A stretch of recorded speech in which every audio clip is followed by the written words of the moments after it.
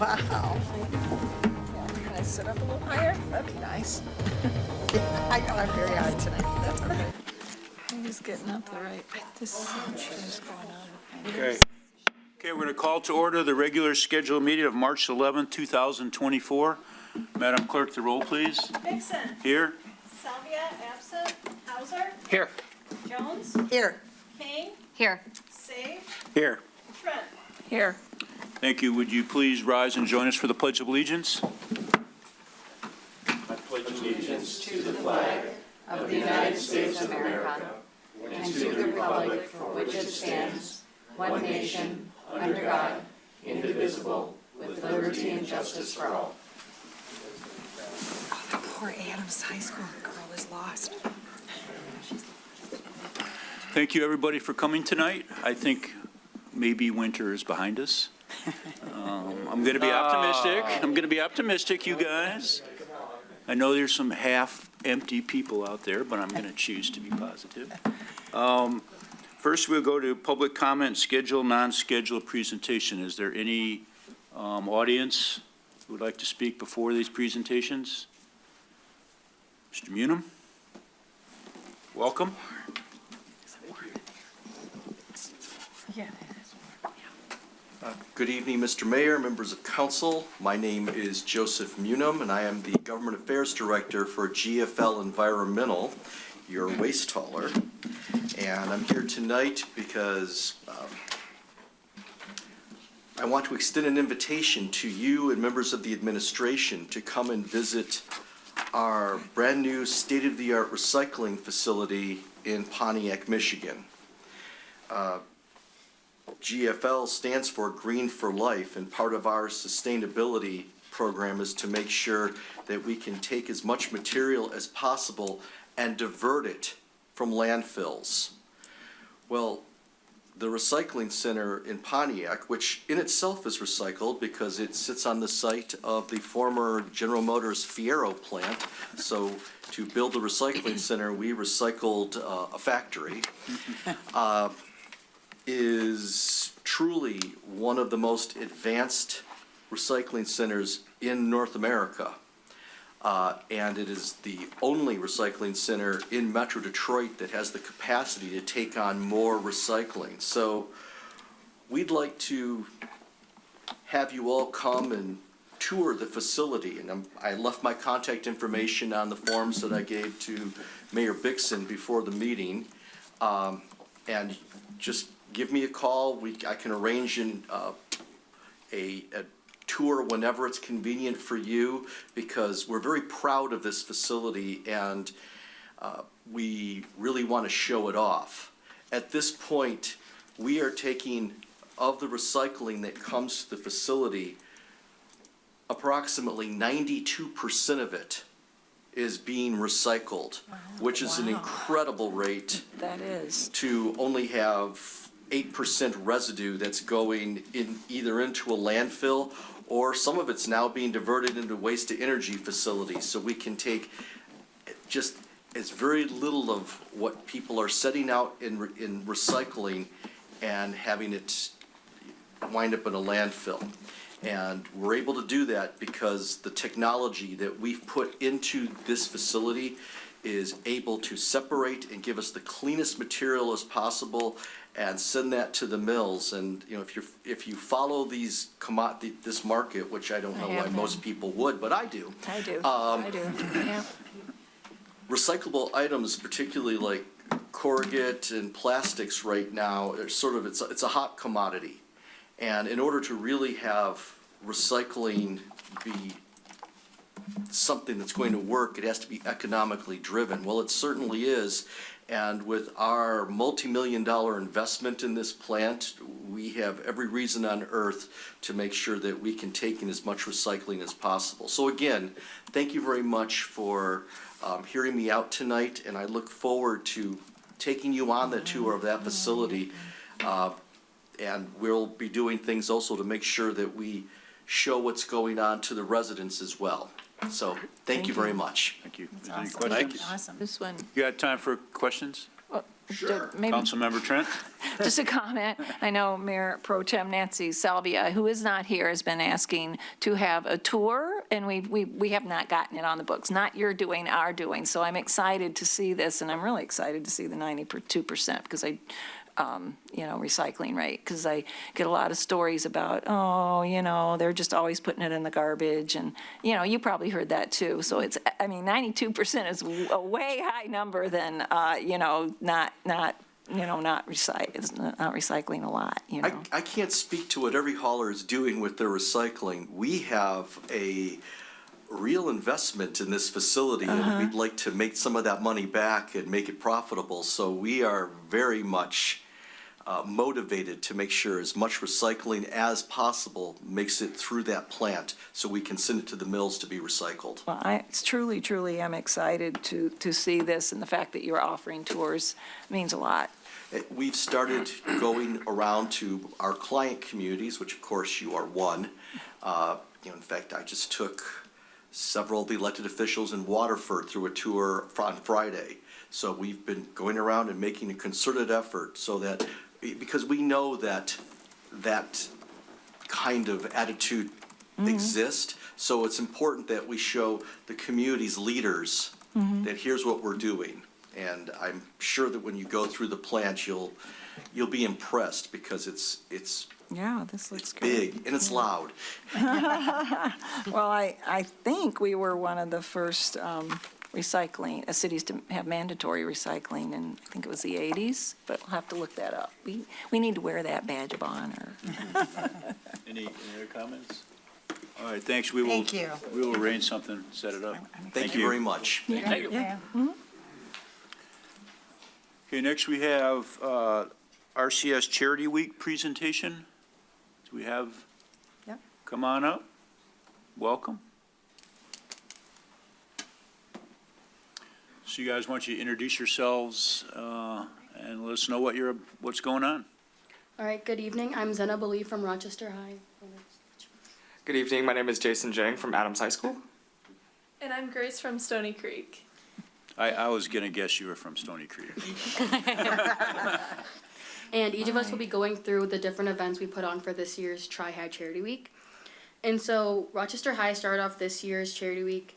I'll start off by talking about this year's charity, Humble Design. Their mission is to change lives and communities by transforming houses into homes for those emerging from homelessness. I've had the pleasure of working with Chris Tull, the executive director, and you can tell how much it means to him and the entire team to be chosen for this year's charity. He even told us that the money that we donate would be around 15% of their entire operating budget. We are so grateful for their wonderful team. We had our kickoff to Charity Week with our Frappe Friday on the 1st, where we sold Oreo, vanilla, and shamrock flavors, and we also had our prep assembly the same day. Our theme was Constructing Change, and there were fun games and performances. On Tuesday, we held an open mic night event with cozy atmosphere and had great performances from many of our talented Falcons. On Wednesday, we had a parent breakfast challenge during advisory, where we had students buy a ticket and try over 12 parents' breakfast dishes and vote on who had the best breakfast. There was a huge show up with the students, and the parent won the coveted golden spatula. And it was great for parents and students for the fun event during advisory. We had our Falcon Fest later that night, which is our carnival-style event where we had over 30 clubs and sports that had games for all our feeder school students to attend with their friends and families. We had treats outside like the Nom Nom Ninja Truck, Kona Ice Truck, and Little Donut Factory, which was also a hit. A huge event that all three of the girls' varsity volleyball teams planned was the boys' volleyball. Boys throughout the district made teams of 6 or 7 to compete for the boys' volleyball champion, and in the end, this event raised over $1,500. We had prelims on Monday and finals on Thursday, both held at Rochester, with 2 teams from each high school competing in the finals. With creative team names and intense matches, it was a great event to watch and take part in. And I think that is all from Rochester. That's a lot. That's a lot. To reiterate what Zainab said, I also had the opportunity to speak with representatives from Humble Design, and we visited their warehouse in Pontiac, and it was just so impactful seeing the work that they did. The designers that go actually and interview the families and interview the children and prepare the things for their homes. They were telling us all these stories about how they touched the lives of so many families across Oakland and Macomb County, and it was just an incredible thing to hear. For Adams, we kicked off our charity week on Friday, March Friday before, March 8th, with our first ever parent night, our first ever Charity Week dinner and gala, where we invited members of our community from all 3 high schools to our cafeteria, where we served them dinner. They were able to hear from representatives of Humble Design about what they do.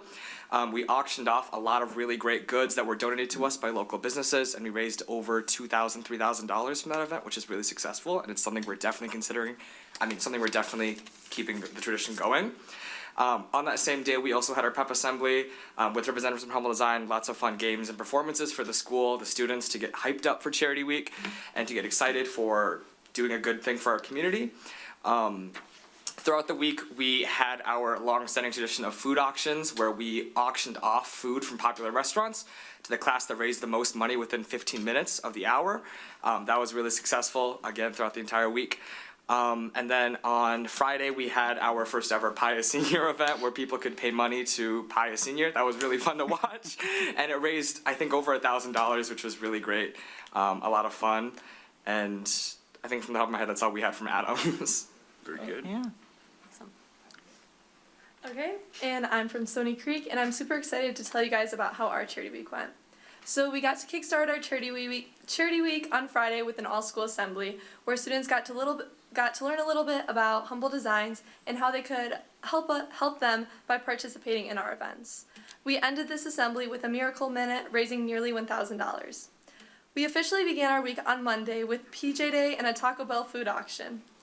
Tuesday, we got to try out Soccer Mom versus Barbecue Dad for our Spirit Day, and students loved it.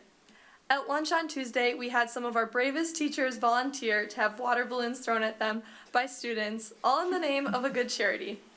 Wednesday was Anything But a Backpack Day, which, as the name says, students could bring anything but a backpack. So some highlights were a stroller, a remote control car, and a baby shopping cart. Thursday was Jersey Day, and also the day of our 3rd annual rubber duck race. Students got to test their luck and see if their rubber duck was the first to cross the finish line in the river by Stony Creek. Friday, we all got to wear our Charity Week shirts, and students got the chance to play in or go watch a dodgeball tournament, with ice cream provided, of course. And Saturday, we closed out our week at Adams for the Tri-High Spring Fling, where students got to have fun dancing with their friends and enjoy the beautiful Rio-inspired decorations that all 3 student councils worked hard to set up. We don't have a final total yet, but because of our amazing participation we received throughout the week, we are hopeful that we've reached our school goal of raising nearly $35,000 for Humble Designs. We are so thankful to be able to work so closely with both Rochester and Adams to provide Humble Designs with an even bigger donation to help impact even more families with the work that they do. Thank you. Yeah. Good, Thank wow. you.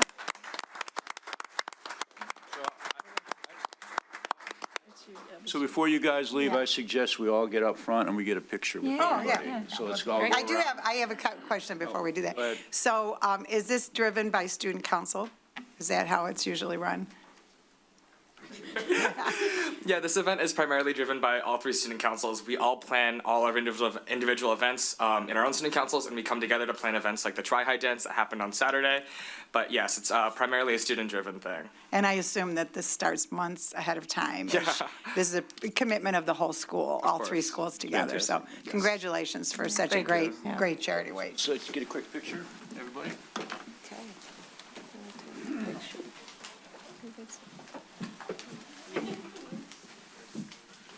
So you guys come on. Put you in the center. Yeah, we're in the center.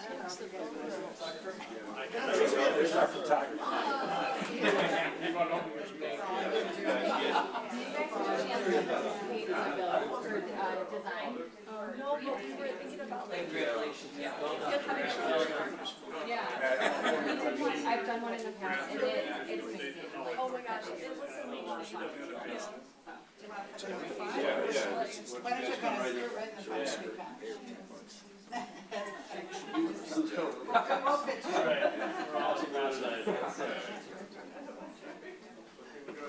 Yep, this is good. We're good. One is another. Less constipated, more happy. Okay. Thank you for coming. I'm good knowing now what I know.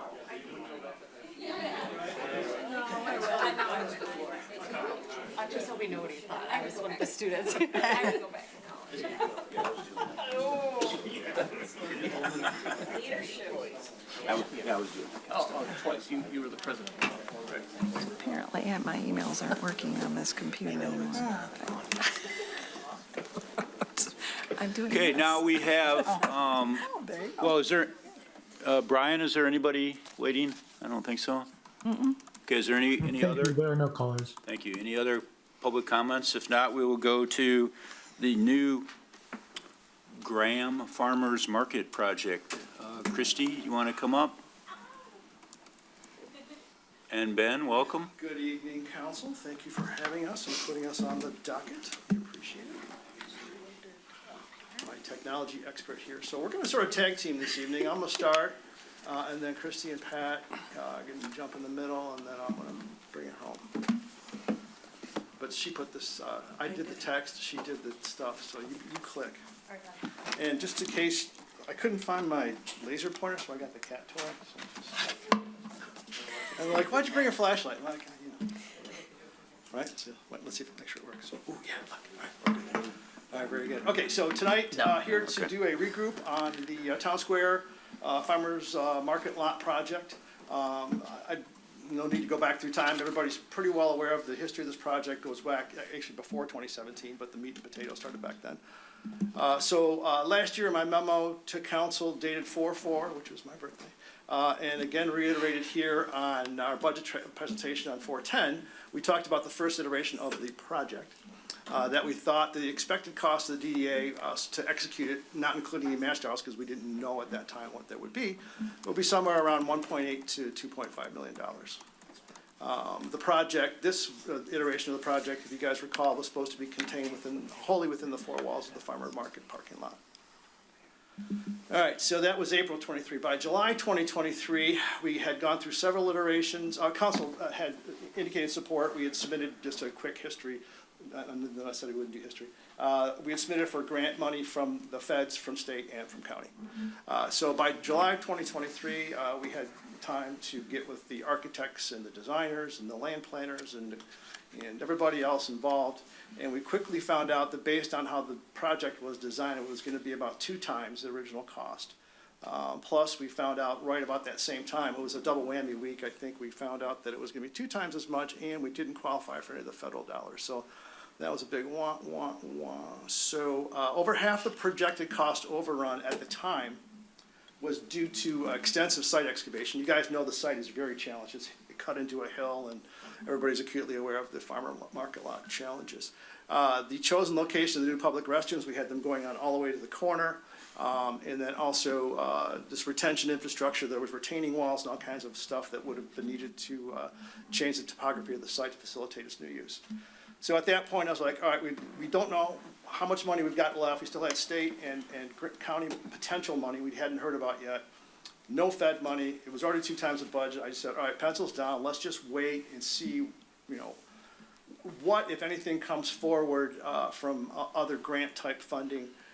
Because it was sort of pointless to continue on. So we put pencils down in July until we knew what we had to work with. And as you guys know, I think right before Christmas 2023, we found, if the cadence was no Fed, no state, but the state money flipped over to the county, is that how that worked? The county had a share in the state, and so they decided to still fulfill their match, even though the state wasn't fulfilling. Gotcha. So we got shot down by the feds, got shot down by the state, but the county stepped up, and our friends at Oakland County took good care of us. So we were awarded at that time $920,000 plus or minus, something like that.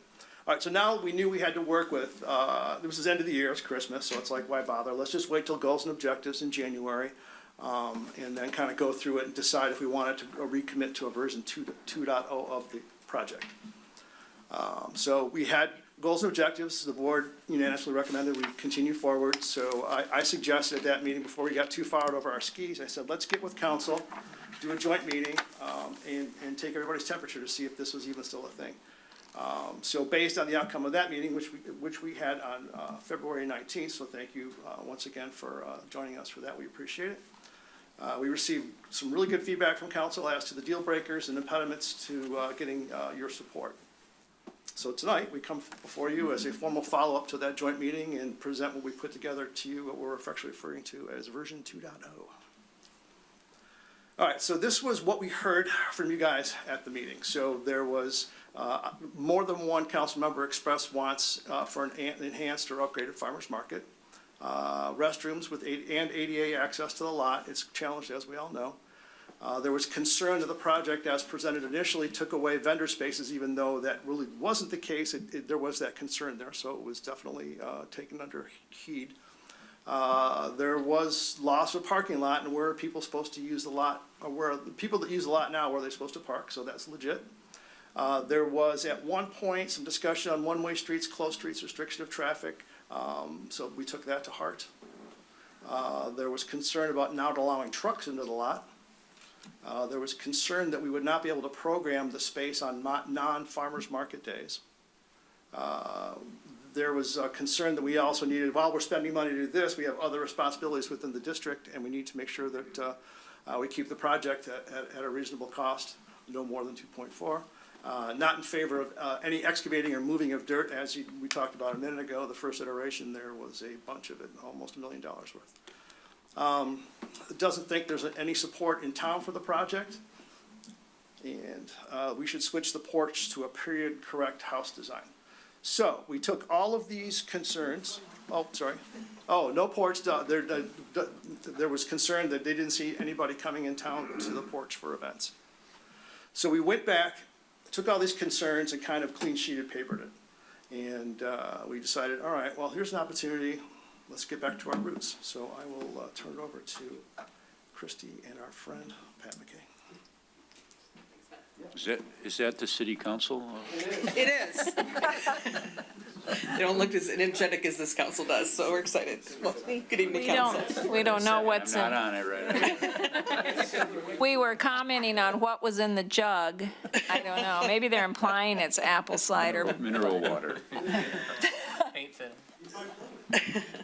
So when we did, as Ben said, go for the clean sheet of paper, we wanted to figure out, okay, what about that site is interesting? What sets it apart? And one of the things, as you saw in this previous picture, I think everyone's gone by this rock that's on 3rd Street but never really paid attention to it. This is designating where the very first house in Oakland County was built, and specifically the founding of Rochester back in 1817 by the Graham family. And so as we started talking through this, we thought, maybe there's some angle that we can use as we're reimagining this project to also integrate our history, which is rich in farming. And so we called our friend Pat McKay, who I'm going to have come up for a minute, and talk a little bit about the farming history of that site and of Rochester in general. Pat, welcome to, do you know who those people are? Oh, do you know who these people are? Yep, thank you. Thank you, members of City Council, allowing me to Just come asking. here. I don't know. The picture itself is coming from the Ferrymore Seed Farm. Ferrymore Seed Farm, and I'm going to talk about that. I mean, when we talk about the history of our community, farming is what we were known for, really up through the 1970s. I mean, we were still a very strong agricultural community. I always say that, every house had a chicken and a goat in the backyard. I mean, everybody was kind of a farmer, but what's unique in the Rochester area is that we have 5 major, world-class farms, which is unlike any other community. One of them being the Van Hoosen Farm. There's a picture in the lower left. The Van Hoosen Farm was a world-class dairy operation. Some of the finest Holstein bulls in the world were located on this farm, and there's a little side story about the woman running the farm who had a master's degree in animal husbandry and a PhD in animal genetics. So it's really one of the top class dairy farms in the United States, was located here in the Rochester area.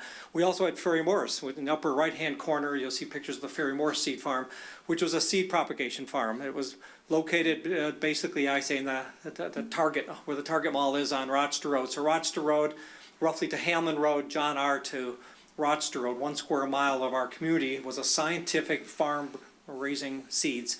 Number 3, we had a biological farm called Park Davis, where they were doing experiments on using animals to enhance the lives of people, and it was a heroic effort, raising horses and cattle for everything from polio vaccine to diphtheria to smallpox to tetanus.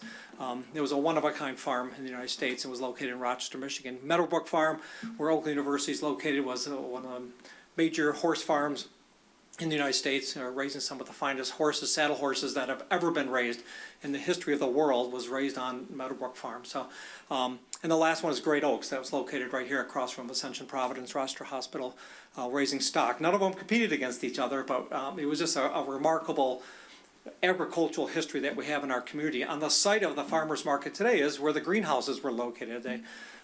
They were raising all kinds of plants for annual flowers. It's kind of the Bourdines of the 1930s, and they were doing that for generations. Families were raising right on that property. So when we look at the economic impacts of what was happening in our community, it always revolves back to agriculture. And from a museum standpoint, you know, we look at the site, and some of the proposals here is a way for us to bring more people, not just shoppers to the farmers market, and not just people walking on Main Street during the Big Bright Light Show, but year round. You know, we're doing programs for second graders and high school kids, and you know, the high school students you see here. We do programs with them, as well as Oak University and Rochester University. And so we are year round using downtown Rochester as our classroom, whether it's for entertainment or edutainment, where we're educating and entertaining at the same time. So we see projects like this is our chance to economically bring people and more people to shop in downtown Rochester. So these are one-of-a-kind stories. Rochester has an agricultural story that can't be told in any other community in Michigan or in the Midwest. It's really a unique setting here that has to do something with these two railroad tracks that crisscrossed, and only one town in southeast Michigan happened in Rochester. We call them the Paint Creek Trail and the Clinton River Trail. And today, our town is successful because we're close to both I-75 and M-59. So those crossroads, we've always been nearby, being able to, you know, take advantage of the opportunity, the location where Rochester is. So we've been fortunate since 1817. That rock with the picture of the Graham family is on the location. It's on a beautiful precipice looking down into the valley of the Clinton River. For the Graham family, I'm sure it was a way of not only hunting, you know, if they were looking down looking for food, or they were trying to defend themselves in case they had to against Native Americans.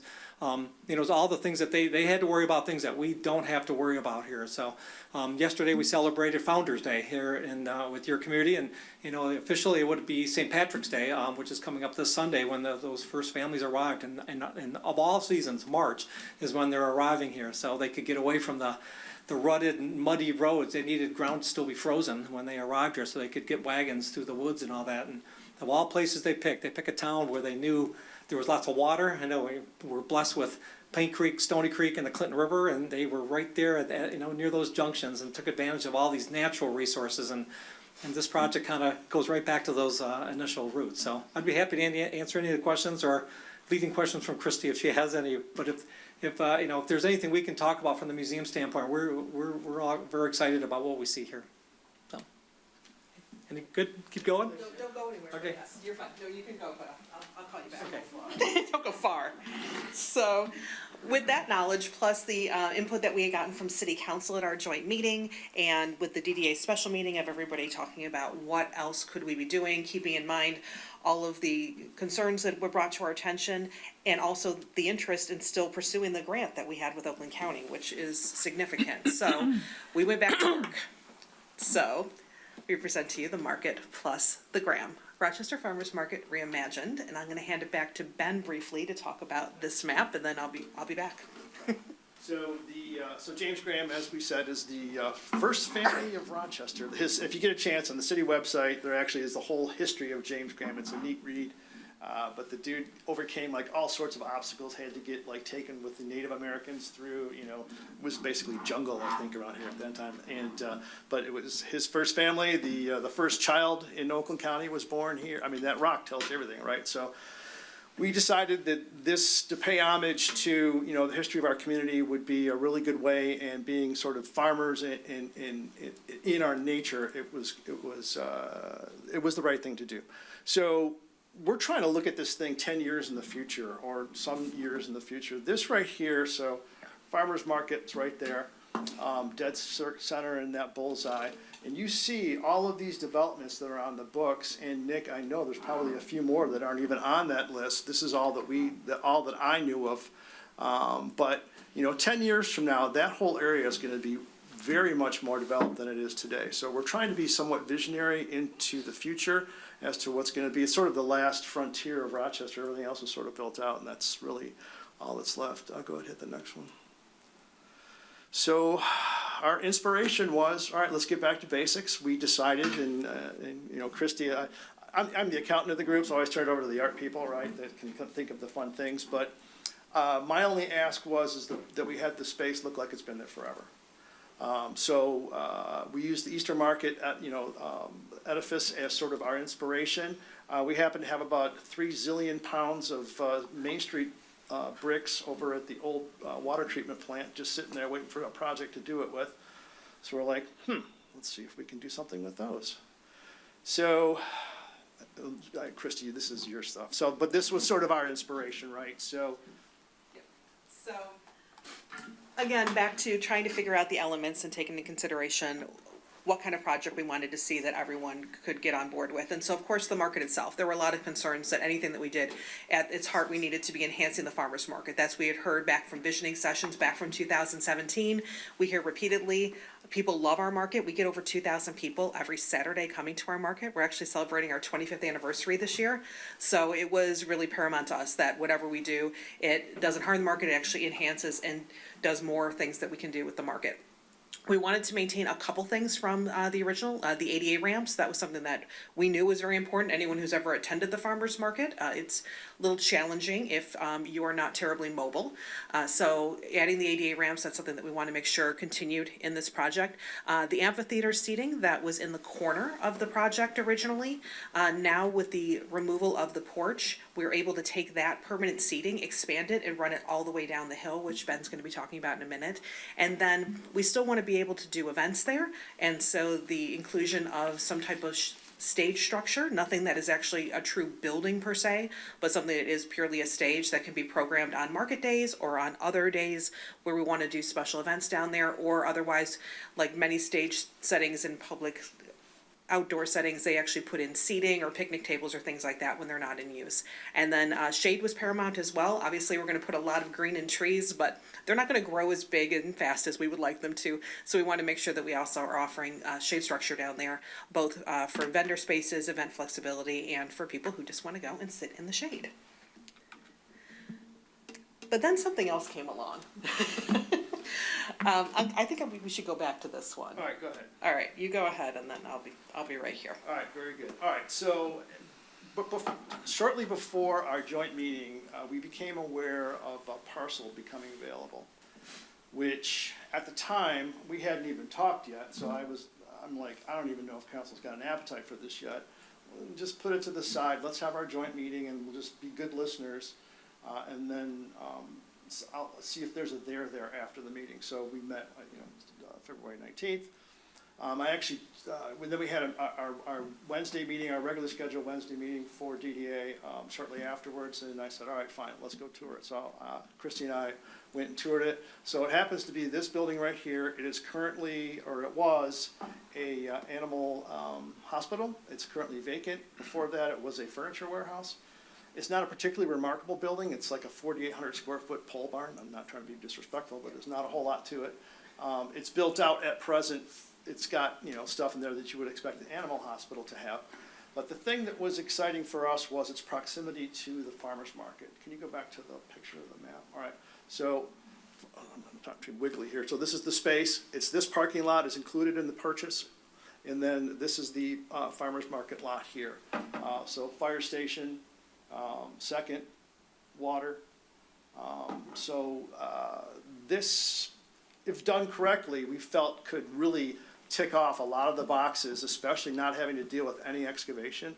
That was a huge plus. So the Lord works in mysterious ways, and I was like, So we regrouped and went and looked at it, and I was like, all right, I think this might work. So we sat down, and myself, Christy, Tony LaPuma, and Bob Bloomingdale, and kind of put our heads together, and by the grace of God, we happen to have a really good builder on the team and a real estate person, and it's great, right? So we had all the right people in the place to kind of talk about it. So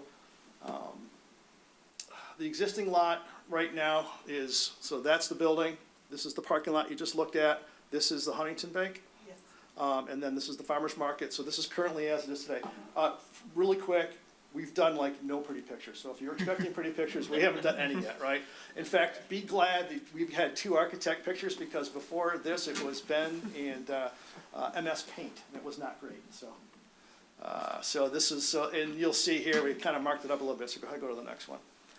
So our working theory at the moment, so you're getting some of Ben, but this is kind of a working theory at the moment. Once again, these are the only 2 things we've done. We've literally spent no money to do this. It's just sort of us so far.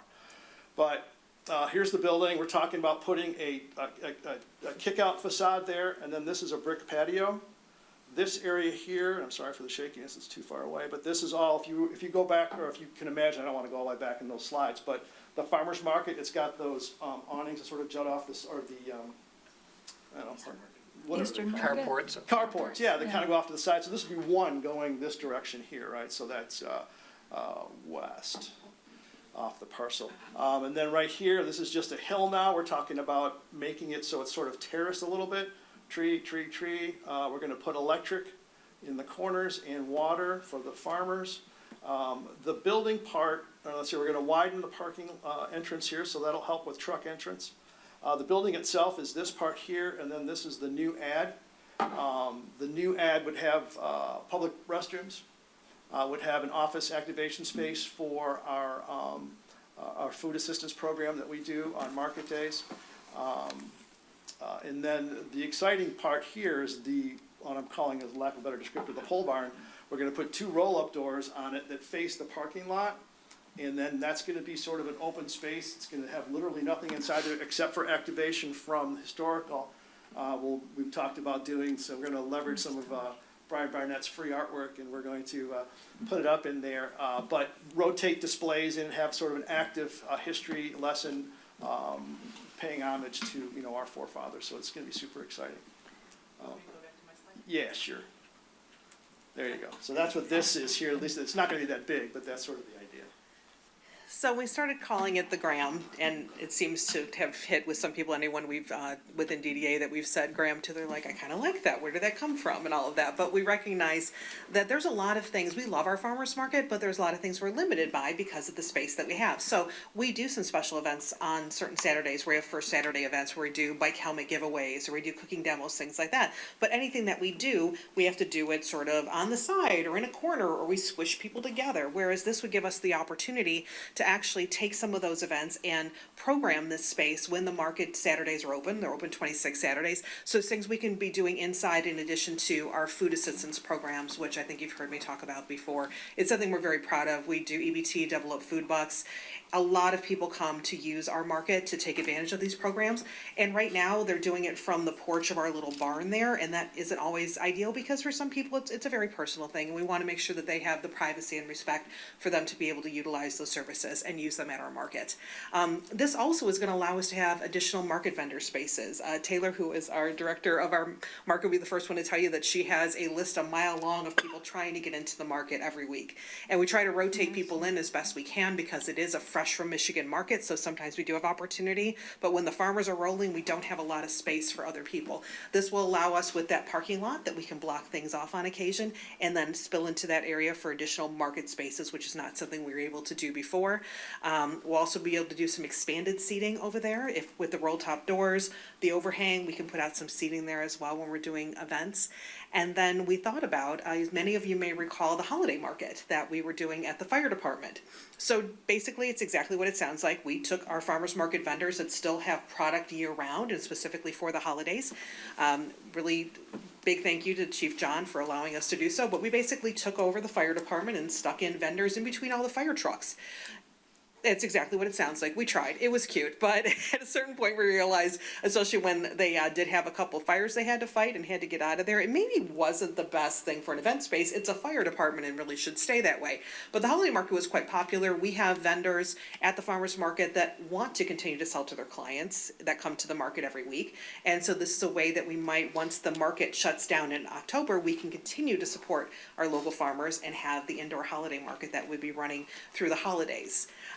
In addition to that, as been alluded to in talking with Pat, he really liked the idea of the grant being emblematic of the innovators and inventors that are a part of the fabric of what built Rochester, and that we could have that adorning the walls both as an exhibition space and also artifacts and implements up on the walls, really telling that story in an interesting and different way. Pat right now comes every first Saturday of the month and does walking tours downtown, which have become wildly popular. And he just walks off with a herd of people. And so I think if we formalize that as well, I think it's just more things that would add to what the farmers market experience is and how we can continue to support our community, support our local farmers, and to create a space that would be welcoming to all.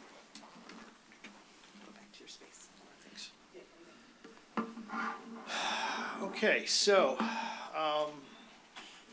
go back one slide real quick. So this is, like I said, we have not spent, we may have like 5 hours of architect time in or something. It's been sort of a gift thus far. I'm sure we'll get a bill for it. Nothing's free. Milton Friedman, no such thing as free lunch. But our idea here is to expand the parking lot as part of this process, and we'll get through it in a second, but would be completely regraded, resurfaced. It's not quite the surface of the moon, but it's pretty close to it right now. Not in great shape. This lot here, which would be part of the purchase that we're talking about, I believe is 28 spaces. So our thought process is that this would be handicap access, handicap parking, and then also places for vendors to load and unload. Part of the activation, I think, we don't know how it's going to go. We're going to be like when you buy a house, you don't paint the walls just yet. You live in it for a little while, sort of figure out how it's going to go. But the idea here is that we're actually going to be able to increase spaces because I'm sure during market days, we'll be able to have vendors inside here, underneath the shade structure here. And then not market times, we're going to have the ability to have it open, have seating in there and swings and all kinds of stuff during the non-time. So we haven't gone through that iteration yet, but having gone through that process before with the project in the first iteration, we got a good feel for what that might take. So we've sort of allowed for that in the budget.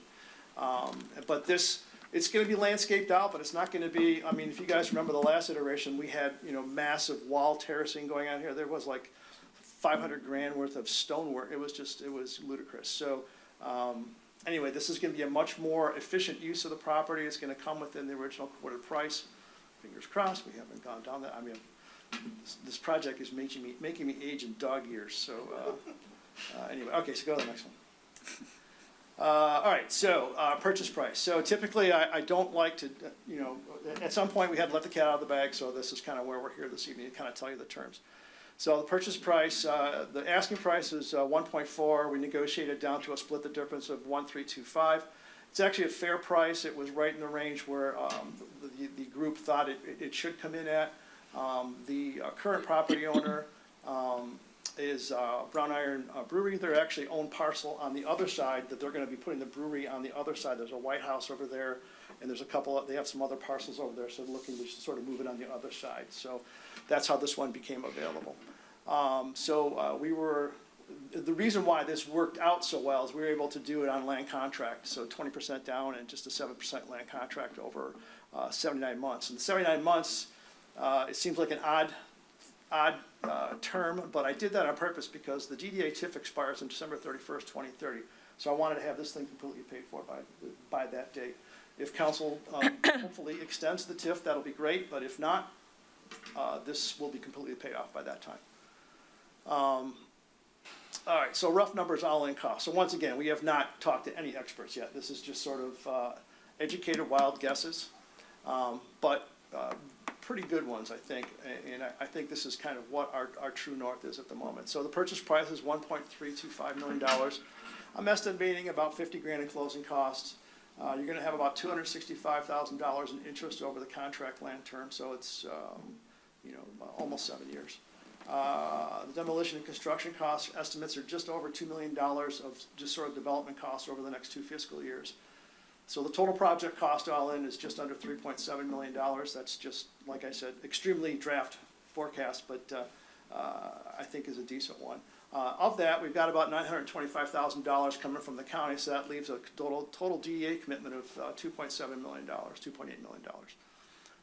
which is roughly within the 1.8 to 2.5 that we had talked about before. So I'm about almost 300 grand over. So sorry about that.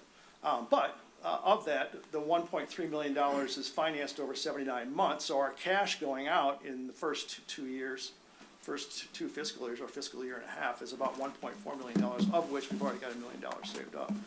So I say funding gap TBD. I don't know how much the total project is going to be, but we haven't even gone through our budget process. We're still working through that now. In fact, I sent Anthony, the finance director, a note today asking for our updated stuff, which I didn't get yet. So I guess stay tuned, News at 11, but that's sort of rough back of the envelope, kind of where our brain is tracking at the moment. So, of course, no such thing as, no good deed ever goes unpunished, right, Mr. Mayor? The rolling rules of politics. Ongoing upkeep and maintenance, so the risks, unknowns, and contingencies. So kind of think about the other side. What are the bad things that can happen? All right, so for us, there's not going to be a lot. We really wanted to try and keep it simple and not get cute. So the building's going to be pretty much open, except for the bathrooms on the inside. So I don't expect a ton of maintenance there. I do know as part of the project, we're going to get it straight, right to go. So anything that would be maintenance-wise would certainly be, way down the road.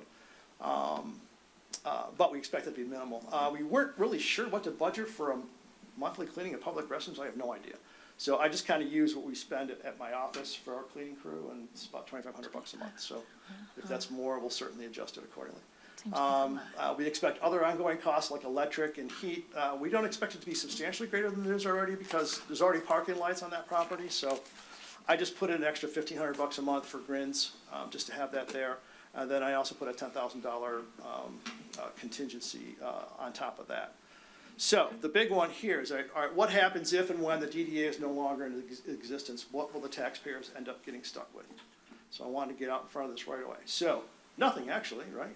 So unless future councils decide otherwise, once the TIF is uncapped, the city's going to collect an additional 1.4 in today's dollars, which is going to grow as property values grow and inflation grows annually, that it does not have today. So it'll actually have monies that it doesn't have today. So it's not going to get stuck with anything. And this iteration of the project also includes nearly an acre of valuable property which belongs to the DDA/city. It was not even contemplated in the first iteration of the project. So we're coming in at the same dollar amount, plus we're bringing in about $1.3 million worth of property, which is it's fantastic.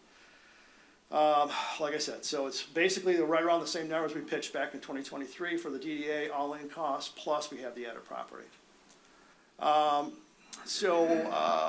Once the project is completed, hopefully by a year from now, July, the total ongoing costs thereafter for 2020 until 2029 are going to be about $217,000 a year in principal and interest, debt service, and then the last year was like $106,000, something like that. And we're figuring about $50 grand a year, just sort of regular maintenance.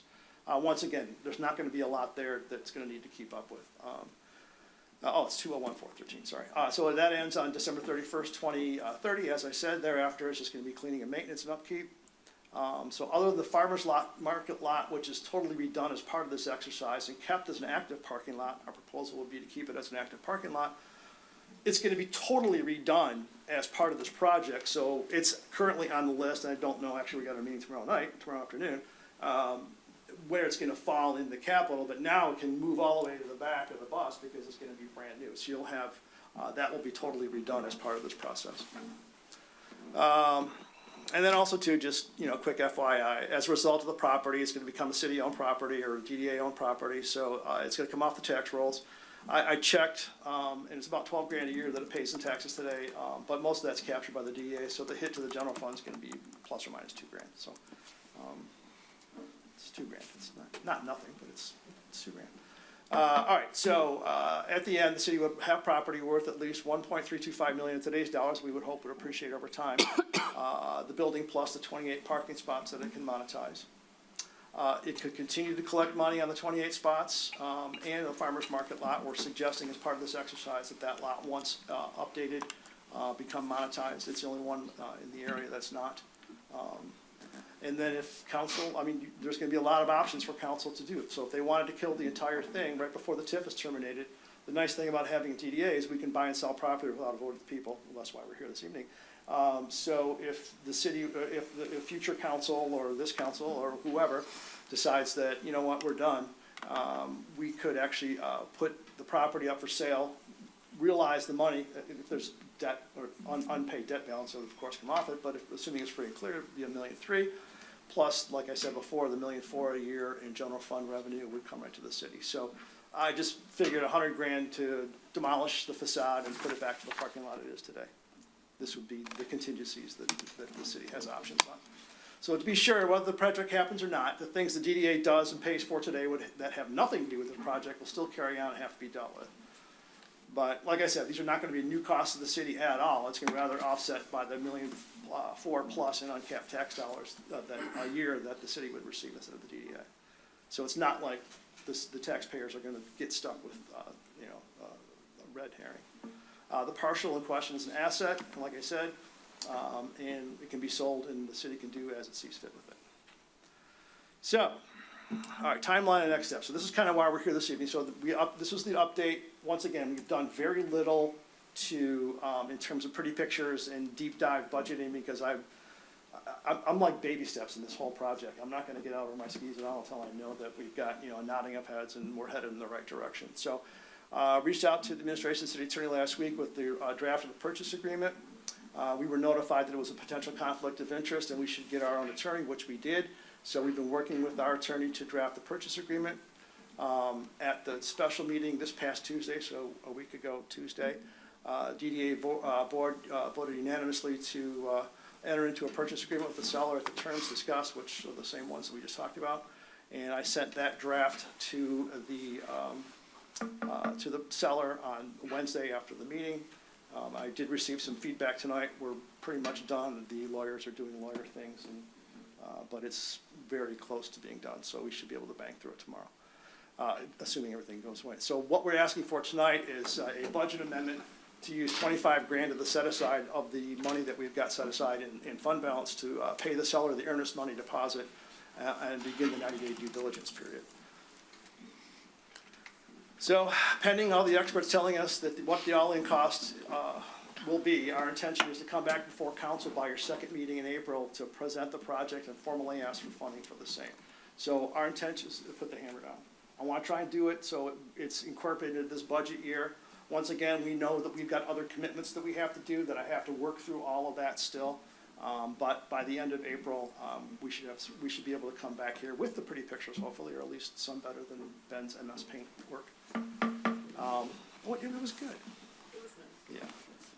And then assuming due diligence goes well, the goal is going to close by end of May and begin work in June. It's going to be the demo work of the building. It's not going to involve a lot at all. I'm not going to get any of that discussion tonight because I really don't know. We're not that far ahead into it. But at the end of the day, we believe we're delivering a project that addresses substantially all the objections noted from council prior. It comes within the initial cost estimate presented to you in 2023 with a new valuable property that can be retained or sold as the DDA or city sees fit. So let's go back to the objections. So the one objection was we wanted an enhanced upgraded farmer's market. I would say we nailed that. Restrooms ADA access, also nailed. The good news here though is the bathrooms we had in the first plan were going to be about $600,000 because we were at. We had to do a bunch of water and all kinds of stuff. They're already in the building. I just got to make them pretty now. So this is going to be great. Concern the project takes away vendor spaces. It actually adds a ton of spaces and it's going to give farmers options as to going inside, under the shelters or in the parking lot. Thought process at the moment is under the shelter, awning, parking, whatever we want to call that thing. Putting some of those gas heaters in there so it can be activated all year round, that sort of thing, right? And also on this inside of the barn. Loss of parking, where's people supposed to park? That's going to remain open during the week. We are suggesting that the lot will be monetized. The thought process at the moment is that the DDA would pay for a kiosk. I think it's what, $30,000? $30,000, we would pay for it and then flip it over to the city and it would get turned over to parking. And then, council sets those rates. There was concern over one-way closed streets and restriction of traffic, not touching the roads at all. not allowing trucks in the lot. We're expanding the entrance, so it should make it easier for ingress and egress. Concerned that we would not be able to program it on non-market days. With that new building and the space, I think the opportunities are endless, and I'm sure you guys know that the DDA and PSD staff are pretty good at doing events, so I'm not overly concerned about that one. I think it's going to be great. Infrastructure issues that keep the project cost to no more than 2.4, acutely aware of that. The current project does cash flow, as I suggested. We are mindful that we have other commitments that we have to do, and we're going to make sure that we can do both, and I'm confident that we can. Not in favor of any excavating or moving of dirt, neither am I, and we're not doing it. So there'll be a little bit of it on the hill seating kind of thing, and as they regrade the parking lot and get rid of the moon surface. But I think we're good. Doesn't think there's any support in town for this project. I've been at this for a while, and there's always going to be people that are against, whatever you try to do. And we had 3-4 different visioning sessions and community input gatherings, and to a person, this was like the top 2 or 3, along with the entertainment spot, which we got with the Roxy. There just happens to be, we feel that there's a ton of support for the project. Switch the porch to the period correct house design. So using the Main Street bricks and Eastern Market, the facade there is inspiration. I don't think it'll have the arch like that. I mean, I'm an accountant, I'm not an engineer, right? But it's gonna incorporate that all, but we do want to appear like, we want it to appear like it's always been there. We don't want it to stick out like a sore thumb. No porch, doesn't see people coming to the porch for events. There's going to be a stage gathering spot element of the project, and I guess time will tell. If nothing else, it'll be programmed for market and stuff like that. But I suspect we're going to do just fine. Wrap up. So of course, one of the most important pieces of this, with our enhanced market, the community gathering element, the addition of the history element, and then making it accessible to all. I was able to speak with Brett Rassigan from Oakland County, went over our very rough sketches and our concept, and he was confident to tell me that he's excited about this iteration of the project and that it would still qualify for the funding from the ARPA funds. A short presentation. Right. Yeah, we tried. So really, from our perspective, this ticks a lot of the boxes, as I said. We're very mindful, and we're very mindful of the concerns of council. We want to make sure that we address all of those. And I think, honestly, we're coming up with a much better product. It's the sausage making part of making sausage is always the not great part, but at the end, you've got something awesome. And I think this is going to be fantastic. We're going to look back on this 10 years from now and just going to be like, man, this is great. And it's literally going to be where all the development's going to happen. It's going to be in the center of it all. So with that, really our ask this evening is to allow us to write a check for $25,000 to the seller for the earnest money. It's a 90-day due diligence period. If anybody's bought property before, there's a whole host of abilities to get out. This space does have some title issues. Our attorney is working with opposing counsel on getting those sorted. But they feel confident there's going to be a non-issue. It's just, having the birthplace of the first child in Oakland County, you've also got Scrivener's heirs and all kinds of stuff. I haven't found any Indian burial grounds yet or wooden sewer names, but I'm sure that that's just coming. I know it. I can feel it. Sorry. Okay. All right. With that, any questions for Yeah, so Councilmember Jones. Just first, I want to say that I really like it. And that evening when we sat there, or morning, and said we were not happy with the front porch, and I saw the faces, and it was really uncomfortable, frankly, that we didn't, because you guys had worked really hard on that.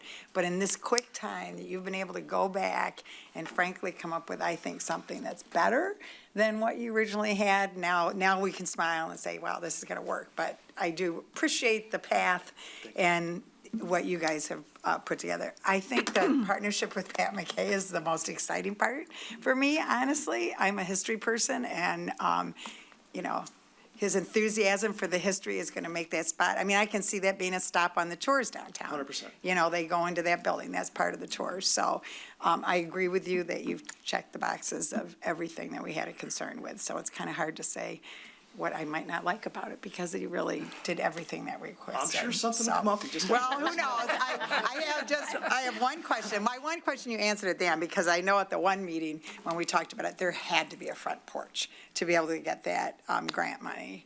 It's amazing that you, It's having the stage that we had to have that. If we didn't have that, then we would. oh, you went okay. So it's not a porch, it is. No. It's a flat platform, slightly raised, that will allow you to do things on it if you so wish. Which is good, because you did not want to lose those No, funds. So, because I don't know enough about this, the taxes part that you said, that the 12,000 or whatever coming Yeah. before, just explain that to me for Sure, a second. so the property is within the DDA district, so it's DDA taxes, and there's a portion, it's about 87% of the taxes that come in the TIF district, which is where the DDA is at, go to the DDA, the rest goes to the general fund. So if you do the math, it's about $2,000, it's like $2,100 or something. So before, as far as the city of Rochester, we were getting about 12,000, and now we'll get 2,000, am I not understanding that right? So the city was getting, the general fund was getting about 2,000, the DDA was getting 10,000. I got you. Yeah, Okay. it's the capture. So So it like doesn't make a difference to the When the TIF was city. created, the line in the sand was drawn, anything before that point in time goes to the general fund, and the rest goes to the TIF capture. That's how the TIFs work. So, yes, we're losing $12,000 a year of income tax revenue, but it's already coming out of the DDA anyway, or most of it, so. Okay, that's it for me. Councilmember Trent. Yes, I really, really love this project, and I was there with the hard work and saw it doing, I was right close up to it, and do appreciate all of the hard work that was put in, and I appreciate the way that you pivoted. And also, actually, go through every concern that was presented to you at council, so I admire that so much, and I love the way that it connects to the city's history. I'm a history minor, and I think that's wonderful, and I love that it brings in the character of the town. It has an enhanced farmers market, and as well as events and gathering space opportunities and amenities. I mean, you got it all in. You got the trucks, the farmers, the tie-in with history. Now you have a building. I've been on the DDA. We all repeated that a lot. I have, because I know Christie has always been wanting to get a building, and there it is. And it fits right into the farmers market. You've got a pavilion. And to top it all off, I didn't know that it could be done. You managed to keep the parking lot as useful as a parking lot for those. The one thing with those who was concerned, and I was too, but I kept thinking, this can't happen. I don't know how they can keep a parking, people can still park in this, but you made it happen. I do have one question. So the public bathrooms, are those going to be open when? Good question. Sorry. We've been talking about this because there's going to be bathrooms that will be accessible during farmers market. They'll be behind the stage for special events, things like that, and then there'll be ones inside the building. So it really depends on if the buildings program, those restaurants in those would be open, otherwise that'll be closed. The other ones, we've been talking about it, whether they're open just special event times or we set certain hours. We really have to investigate the type of restrooms that we have, who's going to be monitoring them for safety reasons, of course. Yeah. And so we're not quite there yet, but at any given time, if we're doing anything at the space, either one or both sets of bathrooms would be accessible. It's the non-event times so that we have to figure out what that looks like again from a safety perspective. But we know a safety official here. Hi, George. So I'm sure he'll be able to help us with that. All right. Yeah, I mean, it's, once again, no good deed goes unpunished, right? So there's going to be some stuff that we just can't foresee right now with respect to that. The idea is to have it as open as we can. I think we'll probably lean on DPW a lot to find out how they do this stuff in the park and how they keep those open and how that works. So we are open to suggestions on that, but of course, safety and security is paramount. I just, I don't want to have to be coming before you to say that people are doing things they shouldn't be doing in the bathroom, and which. One more thing that I really noticed about this as well, that it was more like gestalt, which means that everything is connected, and it is very gestalt, and that's what I learned in design. And it keeps, because it's working so well, and it's meaningful and has an intent, just more ideas just keep bubbling up and coming out through this, so I really appreciate everyone's hard work. Thank you. Yeah, I mean, our approach was to keep it simple. Let's get the bones of it in there, let's live in it for a while, and I'm sure the citizens and the people that use it are gonna tell us the things that they want and the things that they don't want, and we'll just pivot because that's what we do, right? Thank you. Yep. Thank you. Councilmember Sage. Thank you, Mr. Mayor. Thank you, Ben. Thank you, Christie. I do appreciate the concept as well for incorporating all the local elements in it. And I also appreciate that 3 times during the presentation, you said it also preserves all of the infrastructure projects that are currently assigned to the DDA in their budget. Here's my only question. Will we have some kind of costing for this project before we get through the budget cycle? Well, my running numbers are what I've presented this evening, right? So I've educated guesses say that we're on the right track. The thing that blew us up last time was all of the unknowns with respect to excavation and all of that. I mean, I just, nobody had that, just saw that coming. My goal, and I'm challenging our team to put the hammer down to get everything before you guys for the second meeting in April. Which would be, I think May is when the budget is. So the answer to the question is yes. Like I said, I asked Anthony today for sort of our updated stuff, and he hasn't sent it to me yet. I expect he's probably got 1 or 2 things going on these days, so he may be a little busy. Okay. But I'll get that, and that'll be part of our, and also too, I'm on infrastructure, so I know that part of it as well, so.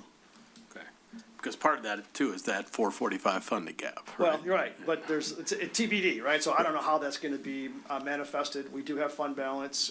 There's also other opportunities that may be out there that, this is over the course of, basically 2 fiscal years. So, we're just trying to get it done. So you're looking for a head nod on a Well, concept. I'm looking, what we're looking for tonight is really just an approval to spend 25 grand to write a check for earnest money deposit to the seller, and then begin the due diligence process. We'll be back before you, second meeting in April, with precisely what you're talking about. But I don't expect it. If it goes much farther past that, I'm basically just gonna resign. I'm done with it.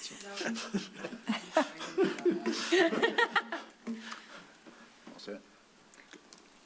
Mr. Mayor, if I can. Councilmember Hauser. Thank you. So Ben and Christie, Jenna, and Taylor, thank you very much for the work. I know at that February 19th meeting, I could sense the deflation, even though I was not there personally, but what you've come back with is substantially, in my view, better than what was presented initially, and I share that also with your colleagues. And I think it's a great project. I think it certainly listened to the concerns that City Council had. It's a much more robust plan for the farmers market. I think it touches all the bases, and Ben, as I mentioned to you the other day, you've answered and addressed all the concerns that were brought before you guys at that meeting. So, to the extent that, I don't know if Sarah wants to talk, or Mayor, but to the extent that there's a motion, I would certainly be in support of that. But yeah, so we'll. Do you have anything? You Does anyone put you on the spot? I don't want to just rehash and reiterate what everybody else has said, but I think this is a very attractive project. I think it's going to serve the community well. I think it's, I know not a lot of time spent on architectural drawings, but I think the ideas behind it, the design of it, incorporating kind of the Eastern Market, the bricks from, what we already have. I love that aspect of it. Having the building, I mean, it couldn't have come together any better. So, thank you for going back and taking a look and coming up with this, because I think people are going to love this idea. Just a question, maybe 2, but the first one, I know there's a little bit of an elevation change between the animal hospital today and then the farmer's market lot. So how do you envision, that building continuing to connect and wrap around to the stage? Gotcha. Any thoughts around how that'll work out? Have a builder on the team that. We have a builder on the DDA. We haven't gone through the architectural yet, but we are acutely aware of that, so. I thought I was gonna get through this without having to answer question, but, it's, nothing about this project is really very complicated in terms of building. Everything, each component of it is very straightforward. And yeah, that change in elevation from where the, animal hospital lot is to the current farmer's market actually presents an opportunity. And that opportunity would be, I know we can't use the word excavate, so we'll say dig. But we could dig out a shallow crawl space which would be possibly 3 to 4 foot deep, or a shallow basement or a deep crawl space. And what that would allow us to do is to bring utilities from the existing building into the new addition. So I'm pleased that it's there, to tell you the truth. We can make that work for us. So you're talking about the ingress, egress for ADA too.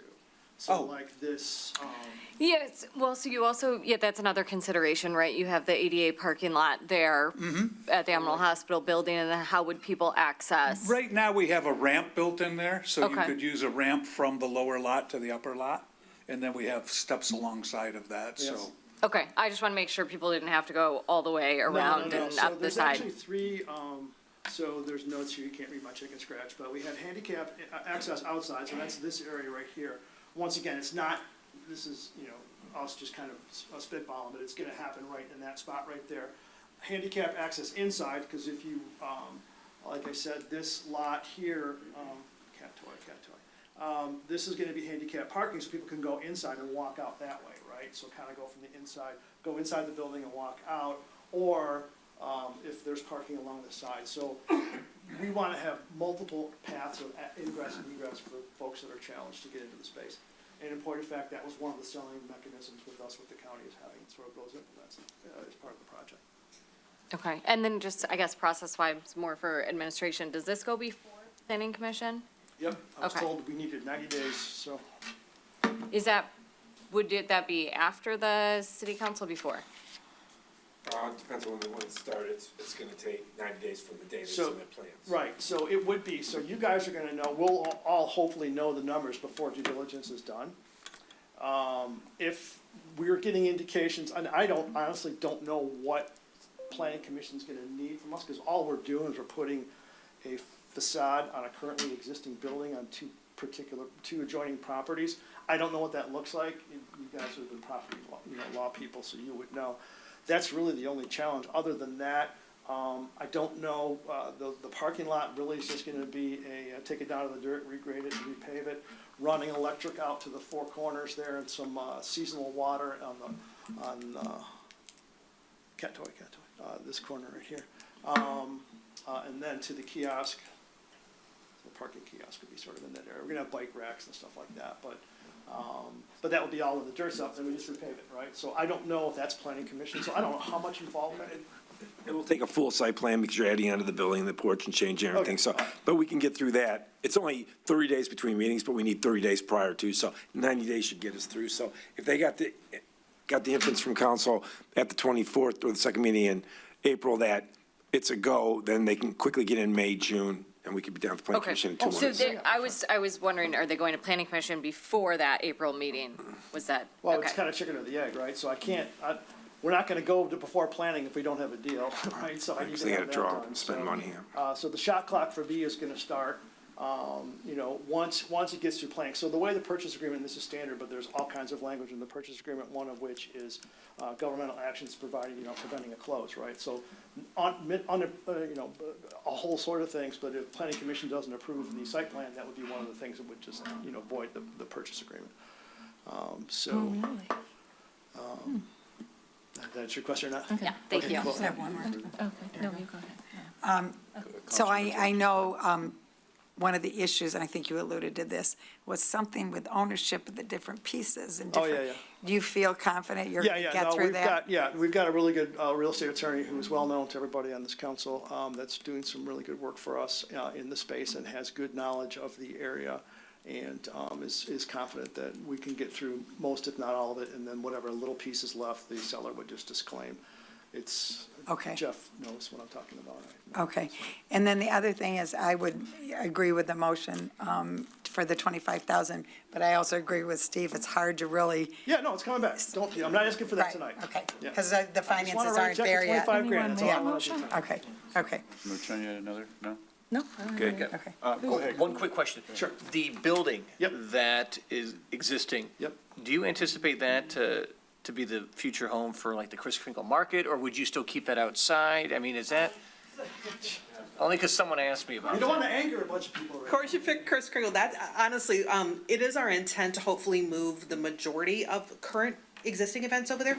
Kringle's a tricky one though, because with the setting, with the lights, with all that, there have to be some discussions about that. However, we have already talked about if we wanted to do a smaller holiday market, that it would go there. If there's other things, like Ben has been talking about Campus Martius, you know, maybe doing some small business incubating, things like that, where they do the pop-up things. So I think there's a ton of opportunity.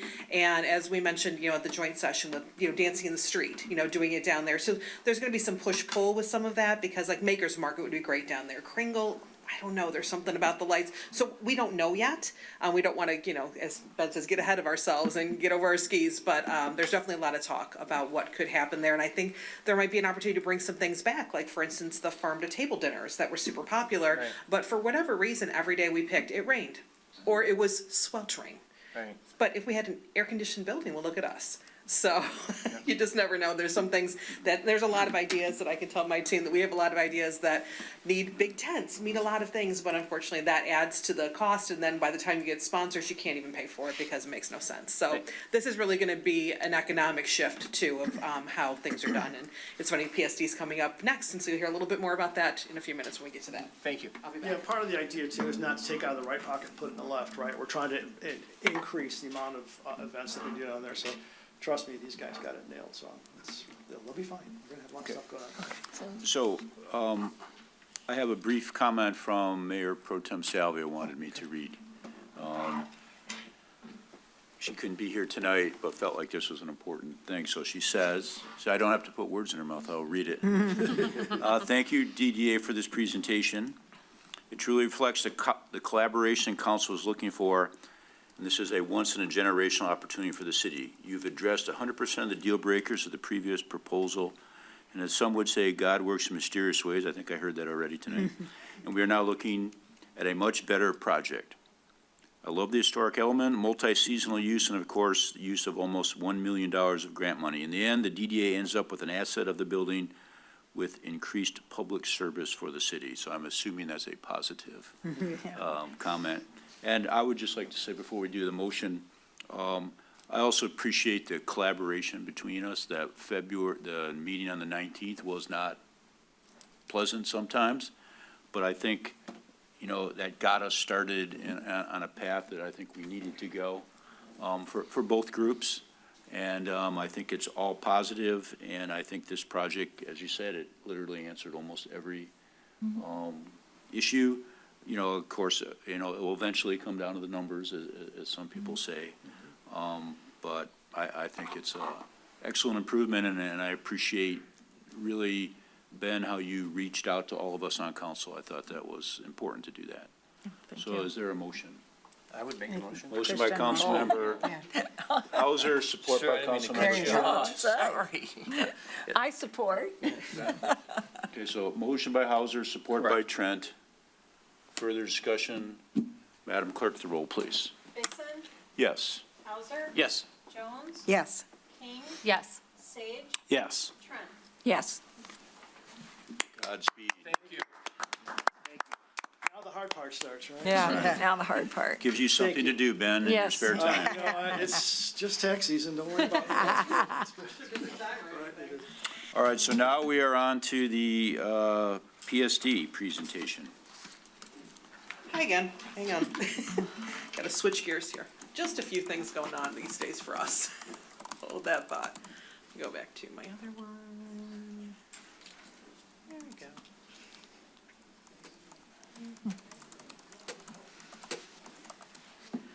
Okay, so I know it's not Christmas, but I couldn't think of a better picture of what happened in the last year, and if anyone didn't know what a PSD is or what it does, there it is. That's us. So I know some of you have been on council for a few minutes, so you know about the PSD, but I did put a little introductory slide for anyone that PSD is new to you, so it might help you understand what we're here to do tonight. As you know, DDA really does more the bricks and mortar infrastructure, and now we are in the market and the grant business they manage those things. There's a separate organization called the PSD, Principal Shopping District, of which Debbie is our newest member. Welcome. And so essentially where this comes from. The PSD, it allows us to levy an annual assessment to the downtown property owners on a per square foot basis.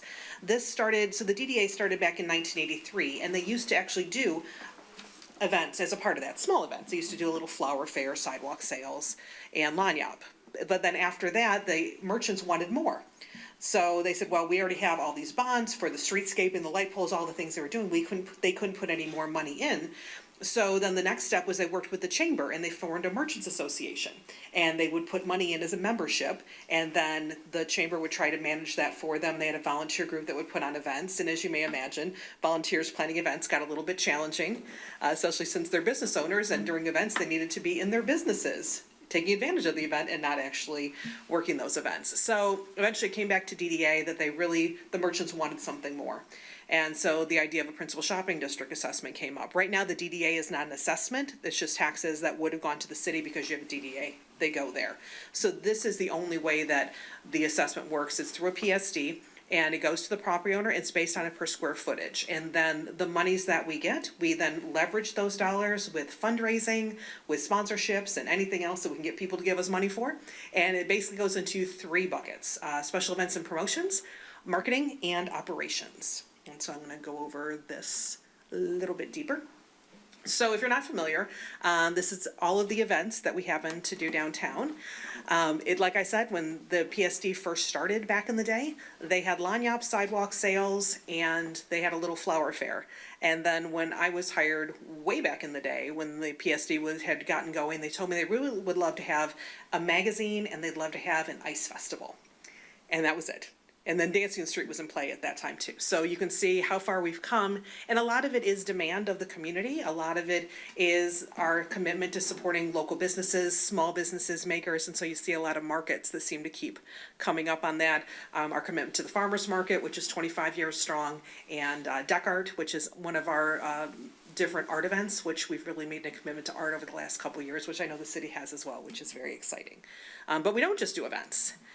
The PSD also does promotions and marketing. So Foodie February, which just wrapped up, we do the magazine that goes out to 43,000 homes, the Explorers Club that we partner here with the city that I know the staff loves, Taste of Fall, Magical Mural Tour, the Snowmen, the Holiday Gift Card BOGO, that's that giant line out our door starting at 1 o'clock on a random Thursday. All of our social media channels, including Love Local Rochester, our downtown texting service, our business directory, and of course the management of our website. So those are all the ways that we are marketing and drawing people to the district and helping our businesses. Also, this last season, one of the things that we're really good at is media. And this is a great example of during the month of December, these are all the places that we were featured, both locally, nationally, and internationally. These were not things just listing us as something to do. There was something in every one of these that we were named best of or recognized as, you know, the most magical Main Street. One of the, in Parade magazine, I thought this was the most amusing, one of the 51 cutest holiday towns in the world. We were just behind, or just ahead of Paris. I don't know how that works and who's making these lists, but I'll take it. But that's something else that we're really good at, because you can only event so often, you can only do so many promotions, but then it's about getting out our story and who we are. And of course, the Big Bright Light Show is sort of our biggest win and the biggest thing that we can crow about. And so we're really excited that we're getting that kind of notice. But getting back to the structure of what we do. So the way that this works is we come to you, City Council, and we ask you for an assessment period. We've had it everywhere from 2 years up to 5 years.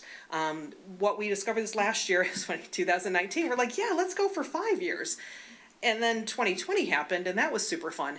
So that kind of changed a little bit of the way we did business. Actually, in 2020, the PSD was assessed, but it was paid by the DDA rather than asking the businesses to pay it that year, because we didn't want them to have to pay those dollars since they weren't open, but we needed the money to do promotions to keep them going, so the DDA covered it for us. But essentially, we assess the businesses, or excuse me, the properties on a per square foot basis. So for instance, at 19 cents, that's going to be over at Rochester Mills Beer Company, because they're the farthest off Main Street, whereas the people that are paying 30 cents a square foot, those are the people that are going to be first floor Main Street. In theory, back in the day when they put together the districts, they felt that areas that are paying the highest are going to get the most bang for their buck because they're ground zero for everything happening. And typically that is Main Street, and that's the core. And then it goes for that. The other thing that is built into the statute is an assessment cap. What that means is when you see a big building like the mill, like the hotel, like Dr. Atala's buildings, the square footage, if you do the math on that, it's an exorbitant amount of money, and it's not fair because then they would be paying a huge lion's share of the benefit. Are they really getting the benefit? And so it's recognized within the statute to not allow that to happen, that properties, once they reach a certain threshold, that they can't capture anymore and that they are capped. That cap has fluctuated over the years. Back when we were having, obviously the economy had dipped a little bit years ago, and they had brought the assessment cap back down to 7,500. We've slowly been inching it back up, and so that's part of our new proposal here. So what had happened during this 5-year period, in addition to COVID being COVID, things went up. Things that we basically used to pay this much for, even though we didn't change a darn thing, a tent that was one price is now another price. So we had a lot of increases, but unfortunately, we're sort of on what they call a fixed income. This is our assessment. The only way that we can get our extra dollars is if we fundraise for them. And fundraising is relative because you can't tell people you need to fundraise because I need to pay more for a tent. It's not exciting and people don't want to write you that check. So we have to find different ways to do things, a little rob Peter to pay Paul within the events to try and make some things work. So our current 5-year assessment was last assessed last July 1. So the budget we're working with right now is that last year of the assessment. So what we're talking about tonight is a new assessment that would begin July 1st of this year, and we're posing that it would run for 3 years. So having said that, what we're looking for this year is to do an increase for year one of 5 cents to 9 cents a square foot. We'd like to raise the assessment cap to 10,000, which is the max it can be by statute. We cannot raise it any more than that, nor do we have interest to. So that would equate to an increase. If you look at about 1,000 square feet, it's going to be about $60 to $90. So for instance, if you look at a space like the old Tallulah Bell, that's about 1,500 square feet. It's first floor Main Street, so it's going to be the highest level. So that space is going to be an extra $135 a year, or about $11 a month is how you break it up. Many of the business owners don't see that assessment. It's either built into their rent, or some of the old school landlords just pay it themselves, and then it's not included in the rent. So everyone, it's a little different of who actually ever sees that assessment. Then for year two, just so that we don't have these problems where we have these inflationary increases, but then we can't react to them, we would like to do a 10-year increase of 2 cents to 3 cents per square foot in year two, and then year three, an additional 10% increase, going up to 3 cents or 4 cents. We feel like this is responsible because then we can react to any changes, and it also gives us a little bit of a cushion because, of course, we like to do things and we want to do more things. So with this proposed increase, PSD is going to be able to continue our existing slate of program, introducing some new ideas to drive traffic and dollars to the district. It's going to allow us to address those inflationary issues that I've talked to you about from the last 5 years. Expand our event favorites, and this is one thing, if we are able to get this, the first event out of the gate, Christian, you brought up Kris Kringle Market. It is our intent with this funding that we would be able to do something everyone's been asking us, is to expand the Kris Kringle Market, which we're super excited about. It would be something that we've been talking to Chief George and to Nick about going around the corner and going south down Walnut, to actually increase the footprint there and remake what that is, because it is an incredibly popular event, but we need more space, and we certainly have demand for spaces from a vendor perspective as well. But this new assessment would allow us to do things like that. And also, with the potential new project on the horizon, of course, for the farmers market, we want to do more things there. We want to use that space, and this would allow us to have funding so that we can start to program that from day one. So we would be ready to take advantage of that amazing opportunity, as everyone has stated tonight. So the way that a PSD assessment works is that we need council to set a public hearing. Then we will come and do a more robust presentation. This was sort of a Cliff Notes, or as the mayor says, a Reader's Digest version of the PSD. And then we'll do a bigger one. It will be publicly noticed, and then any of the property or business owners that have questions, concerns, or support are invited to come to that meeting. And then it's up to council if you would choose to renew the assessment proposed or not. So tonight, we're just here to answer any questions and then to request the setting of a public hearing so that we can start the process moving forward, because again, it's budget season, so we're trying to move things forward as well. Councilmember Hauser. A couple of questions. As a newbie on here, I've got just a couple of questions. They may sound silly, but they're unknown to me. is it compulsory, meaning that our businesses were mandated to pay into The this? property owners are. The property owners are. Okay. Correct. And is there some type of, I don't want to say sanction, but what happens if someone says, no, I'm not paying it, or I'm They gonna can kick and appeal. scream? I would turn that over to City Attorney Croft because he deals with that. Sure, so while it's compulsory, there's the process that Chrissy was just mentioning about setting the public hearing. Everybody gets noticed, everyone has, and it'll show everybody's, every property, every, what floor you're on, it makes a difference. Where, how far are you off of Main Street makes a difference. So that would be the opportunity. It's all set by statute and appeal process. Okay. So they could come here, and anybody can support or object. Now, an objection doesn't mean it can't go forward, it just means that they placed their objection on. And if they wanted to, if it did proceed through to approval, then they would have an opportunity to appeal it to the tax tribunal. Okay. So that's where that would end up going. So there is an opportunity for people to voice their pleasure or concern with it. And it's been, since I've been around 16 years or so, it's been pretty minimal on the objection side, and not many that have actually gone through with an appeal. But there is a requirement to object at the meeting in order to appeal. In order to preserve your right to appeal? Correct. Okay. Correct. One other question, Mr. Mayor.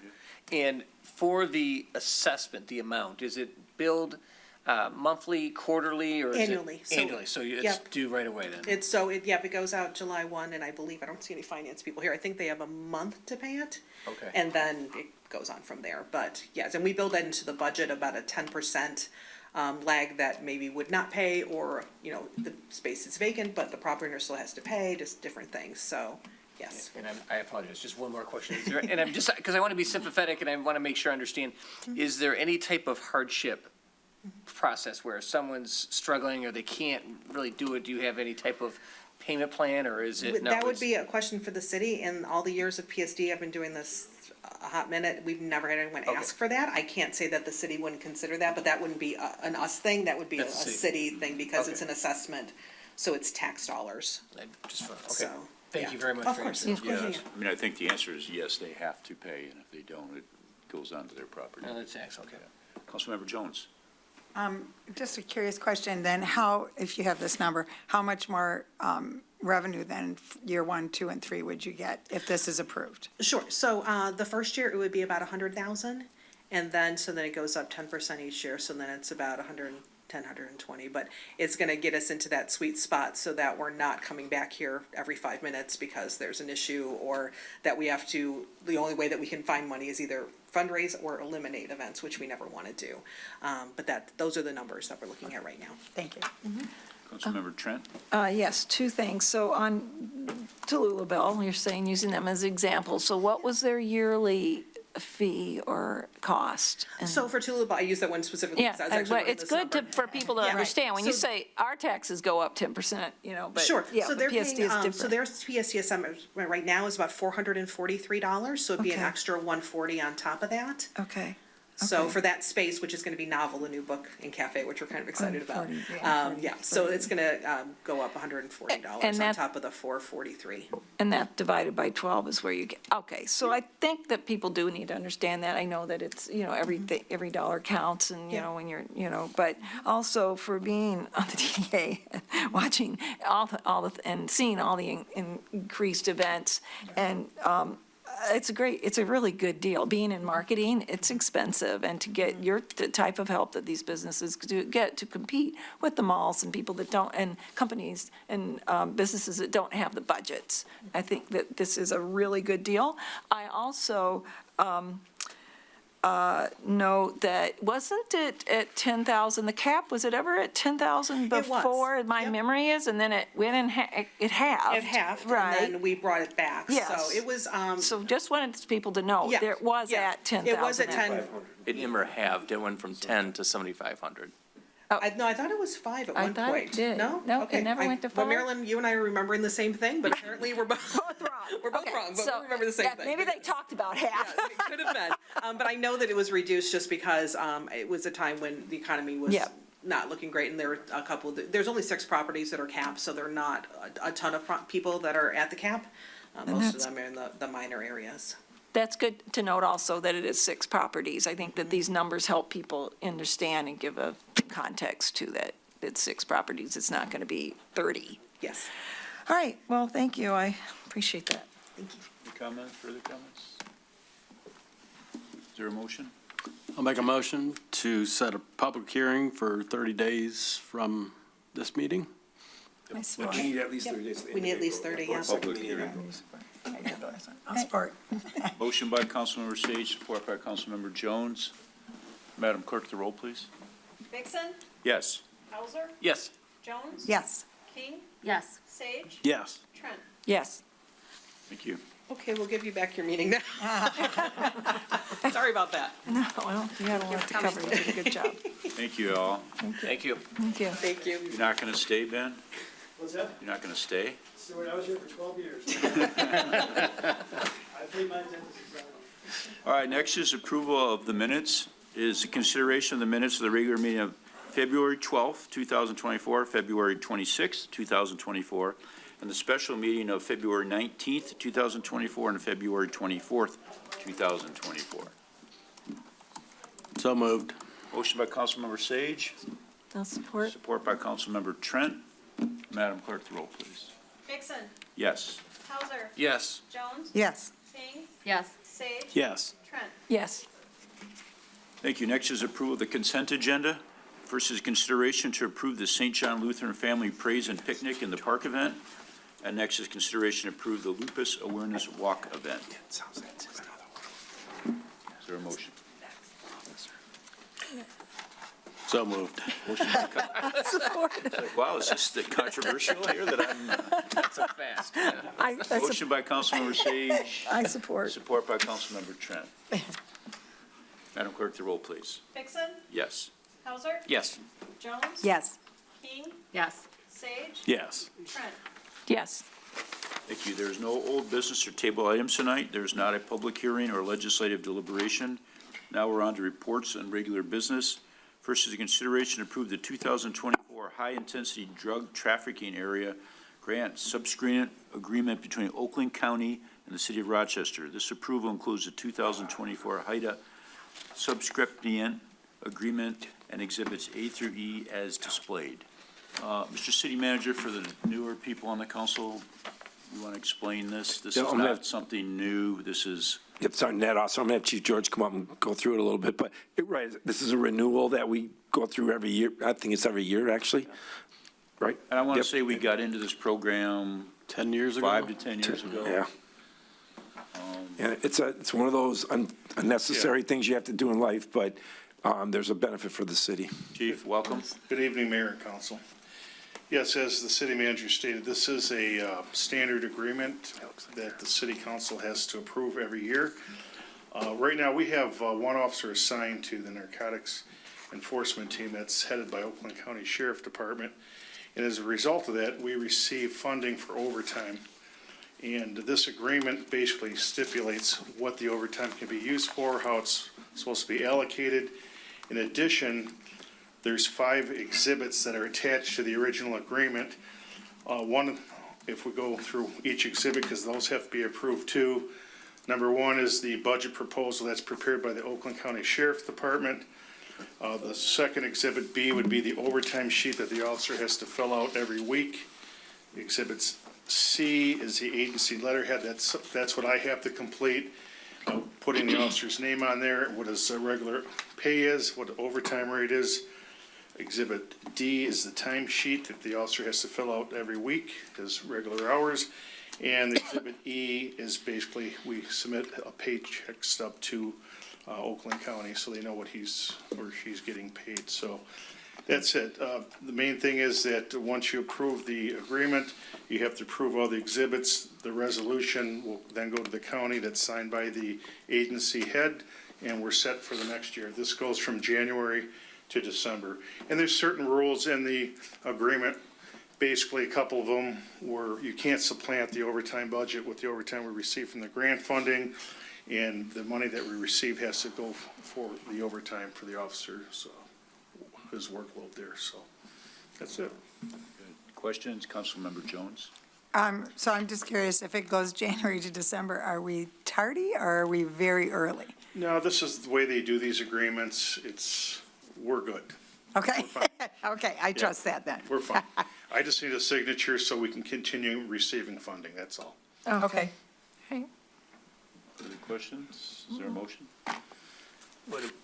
Go ahead. No, I've stolen your thunder once already. Please, go ahead. By Councilmember Trent, Just like to make support it. by Councilmember Hauser. Perfect. There you go. Thank you. So the motion includes both agreement to the subrecipient agreement and each exhibit A3, correct? Correct. So we don't have to make two motions. That would be my understanding. You good with that? Yes. Good with that, yes. Madam Clerk, the roll, please. Vixen, Yes. Hauser, Yes. Jones, Yes. King, Yes. Sage, Yes. Trent. Yes. Thank you. Thank you, Thank Chief. you. And next is a consideration to approve a contract with Manquin Vance for benefits and consulting services. Mr. City Manager, again, you want to give a quick overview? I will. So, as most council people know, that every 5 to 7 years, we go out to bid when we have consultants that we work with. For different reasons, we go at different times. So we've had Mankin Vance as our benefit consulting services group.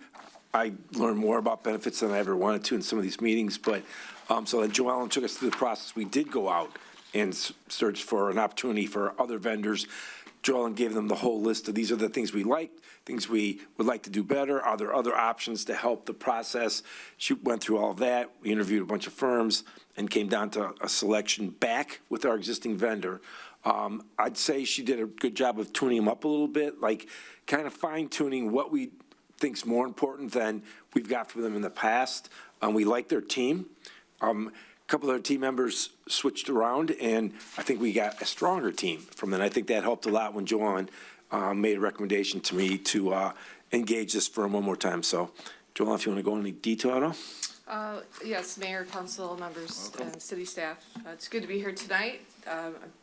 This is a very important part of the HR department, the support services for us. They're very behind the scenes, important service, and it really helps support all of the benefits that our employees and the retirees enjoy. So it's good that we go out to bid, and to be quite frank, it was a very difficult decision because all of the firms that presented proposals are excellent and have very good recommendations. I did find that most of the people that have other firms like to stay with those firms, and for various reasons. And same as what City Manager Banda mentioned is we have a strong relationship with Mankin Vance.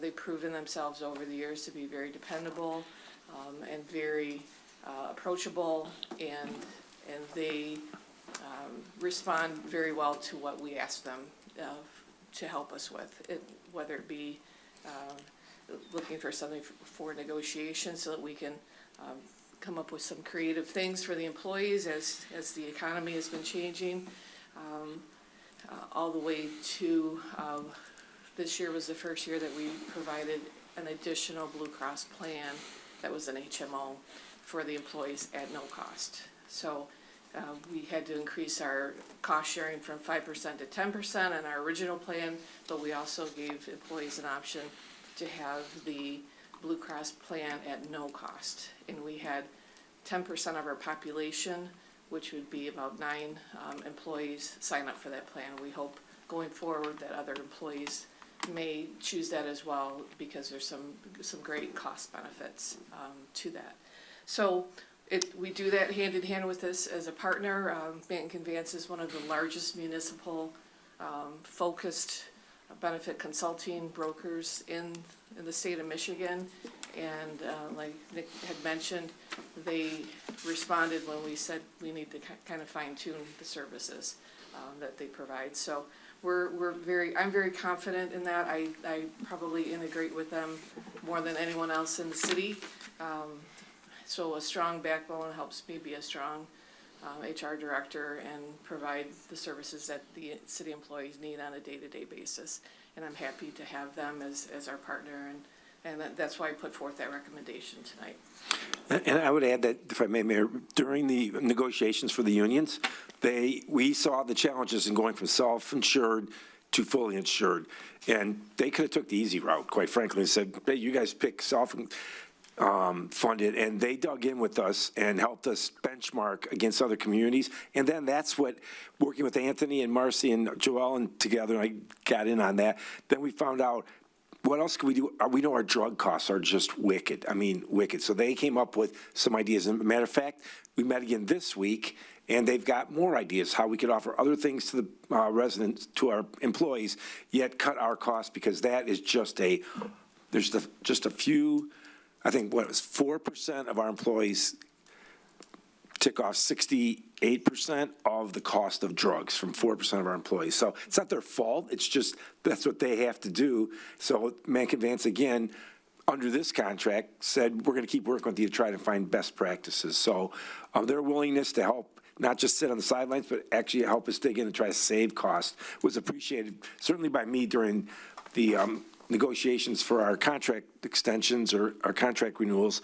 And they were there they came in, educated our employees as to, if you don't want to trust City Hall, this is a consultancy, this is what you're getting and why getting the Blue Cross that's no copay is a good idea. And I think their professionalism and their expertise and their background gave credibility to what we did, and we're able to negotiate on a contract. So I support this 100%. I think from what I've seen in my experience with them, they've been a huge asset to our team. Councilmember Hauser. Joel, thanks for coming and presenting this issue. You know, obviously, we don't deal with them in the manner that you do, so we're relying on your representations. And I guess I would just want to make sure if you're happy with them, and more importantly, your coworkers and colleagues are happy with them. That's personally what's important to me. I want to make sure that we're doing everything possible to keep the quality of life and quality of satisfaction in that office back there as best we can. So I'll rely on your representations that we should sign up with them again, okay? And to respond to that, our finance director also reviewed all of this as well. He's right in there in the trenches with me on certain things, because he's looking at things a little differently than I am. He's planning the budget, they're looking at cost, and then I'm working with how do we make sure that we're still giving the employees the best kind of benefits that we can. So, so he was very happy with that too.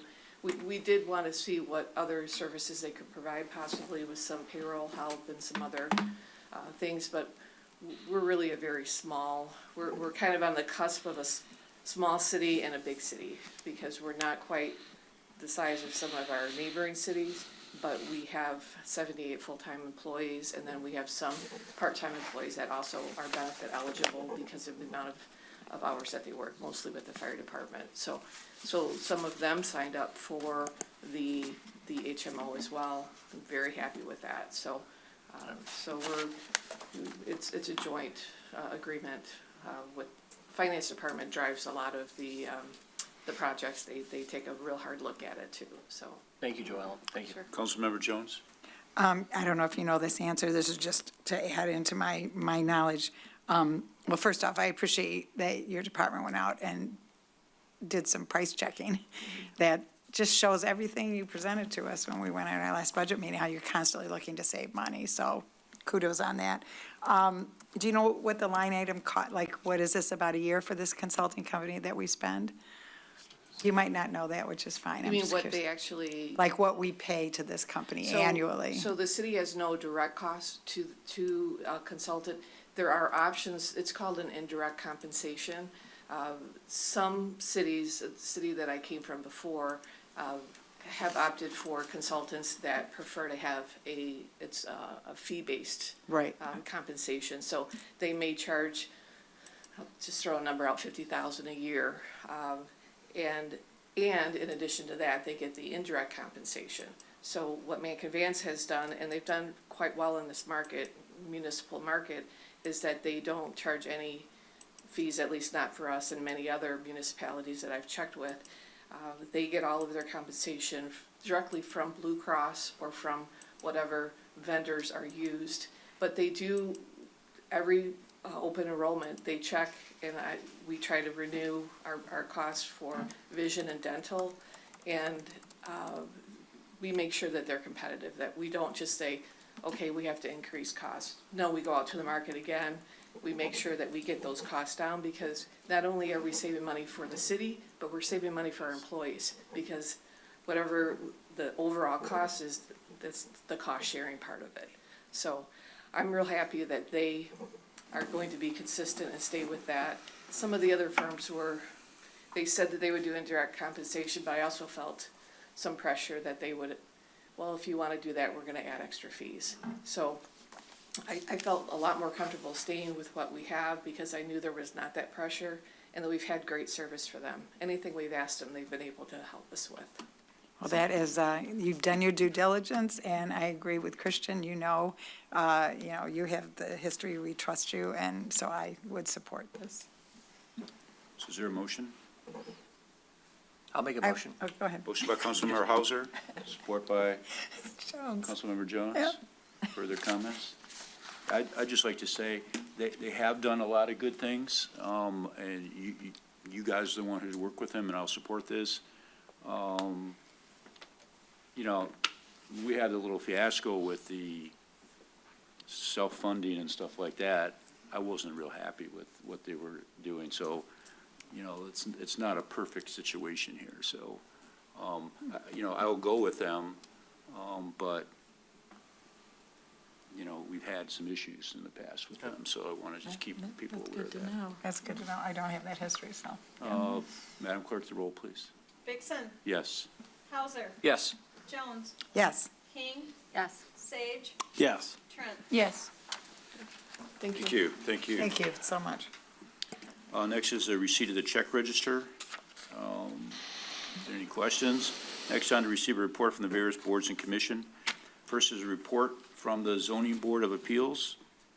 I'll take that one. Council, Mr. City Manager. Yep, I got it. So we had two cases. We, remember, for those who don't know, the zoning board of appeals only meets if there is a case. So we actually went 6 months without a case, which means a couple things. Normally, they are variances for your ordinances. They might be in the sign ordinance, or they might be in the zoning ordinance, or an interpretation from the building official that they disagree with, and then they can go to the zoning board of appeals. They are a quasi-judicial board that there's no politics involved. It's based on hardships and facts, et cetera. So, again, the less we meet, that means we're pretty in tune with what's going on. So in this case, we had two things. So the first case was on Drace, and the folks bought an existing home. They have I'll try not to go into too much detail. They have a covered porch right now.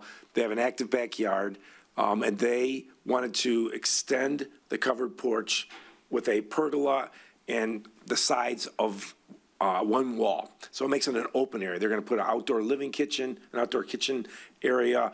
And voluntarily, they came in and said, we talked to both neighbors. We got letters from both sides and the rear, and we will landscape that so it's a more private setting.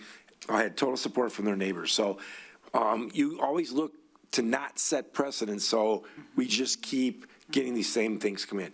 If 3 times something comes up at the board, that probably means your ordinance isn't right, if the board approves it 3 times. So, in this case, Cumberland Estates, if people know where the private condos were over off of South Castell, they all had lanais, they were called, open top, open sides, but attached to the building. So technically, the way our ordinance goes, it counts as lot coverage. So in this case, it was 2.16%, I believe, over the lot coverage.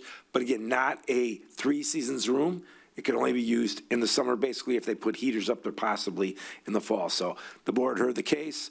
Again, residents came out and supported it. They approved the request, knowing that it had been done twice before on Cumberland.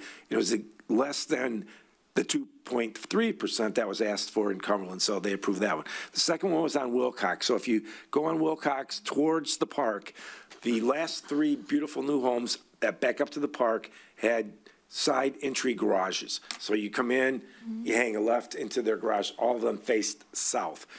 The first 2 houses off of Wilcox had front-facing garages, actually 3. So the folks that came in bought the middle house. That was an add-on house from a bunch of different times.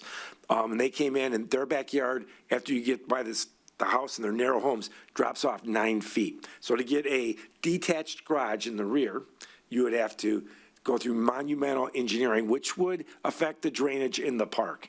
They should have the right to be able to use a garage. And back, maybe 5, 6 years ago, we actually looked at it, we changed the ordinance to say in R1 and R2, you couldn't have side-facing garages. That's mostly on the west side where they're traditional homes have 44-foot wide lots. And then you can only have 40% of the front of the home can be a garage door setback 4 feet. So when you add all those things up, nobody on the west side could even come close to getting a side entry garage. Wilcox is a little bit different, wider lots, drop off in the back. They came to the board, explained that they would mirror the 3 homes to the north that were created before the ordinance was changed. And then the neighbors to the south came and supported it because it falls in line with that, and that didn't change the grading in their backyard. So that also was approved. Again, no precedent set because we've had other ones. This is the 3rd one that we approved because of grade. Second Street, as you know, you're down the hill of the First Street, same thing, you can't get a garage back there. So those are the 2 cases that we had.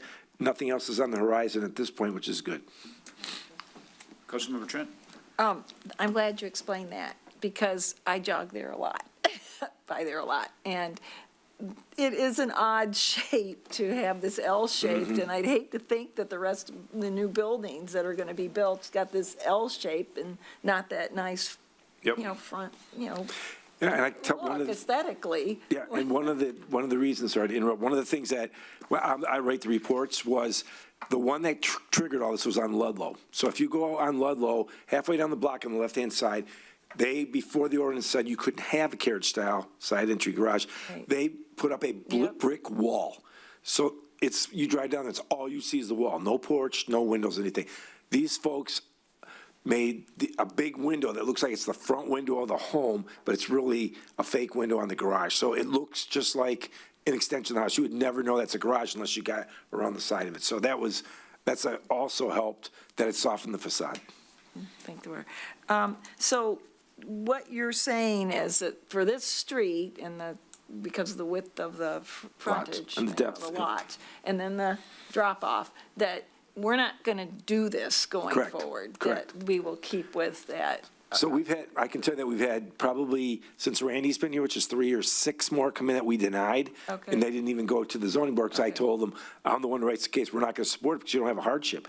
We don't necessarily like the fact that in R1 and 2, what that means is you can have a side entry garage, but it's got to be in the rear of the property. What that does do, unfortunately, is put a 9-foot slab of concrete from the front all the way to the back and eliminates their backyard. Environmentally, that's bad. That's more impervious area, and they lose their backyard for kids or whatever to play in. So it's a trade-off, but we have not supported one of these. All right, okay, thanks. Explain. Very good. Next is a report from the Planning Commission. Councilmember Hauser. Sure. So last week, we had our Planning Commission meeting, and there were 4 topics of discussion. 2 of them were 210 diversion. The other one was the preserves.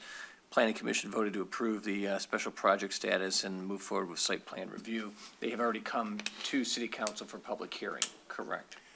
They're coming. They're coming. Oh, right. That was the one that was out of order. So Right, for came- special, For special project, correct. There was also a facade change request for 114 West 3rd Street. That was approved and set for public hearing as well. And then the 4th issue that came up, the 4th project, was the Paint Creek Townhomes. Okay, and this is the location at the current Solaronics property. And the developers came in to present their revised plans and request a public hearing.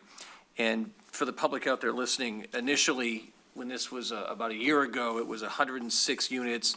They subsequently reduced it down to 88, and the current iteration is 45 units, okay? It's currently zoned industrial, and they're also seeking a rezoning to RM2.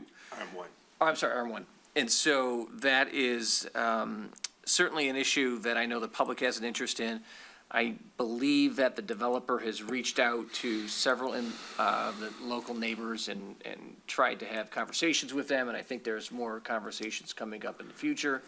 And so I think it's very important to anyone listening at home or watching on television that If you have a concern, if you have something that you'd like to say about this proposal, please reach out to anyone on the planning commission, city administration, or anyone on city council.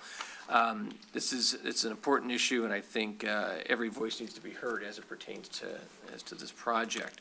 Mr. Bandit, I think you had something. Mr. Mayor, if you don't mind, so I can tell you, as of today, so Jeremy sent out a list from every single property owner on both sides of the street, on Woodward from Main Street, all the way down to Ludlow. They are going to be invited by the developer willingly. He was excited about this, to have a meeting at the community house, show them all the plans, answer any questions. We know there's issues about access to the trail and where the driveway is located and how tall they are and density and sidewalks. So they are willing, and this is a very open, I would say, and receptive developer that we've seen some that are not that way. But the Planning Commission, they took it all as constructive criticism, went back and changed this a lot of times, and now they're ready to talk to the residents. So they want to get support from the residents if possible.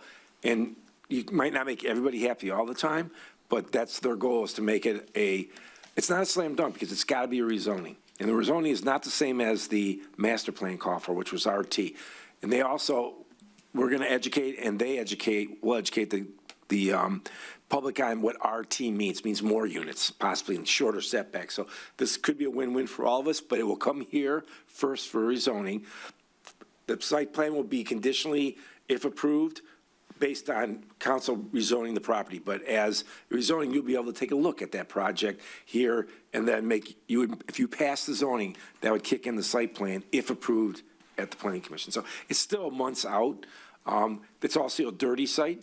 And looks like I met with Eagle and their developer and their environmental engineers, and there's a very good chance of this being funded for a $1 million grant to the city to help clean this up, because it's adjacent to Paint Creek.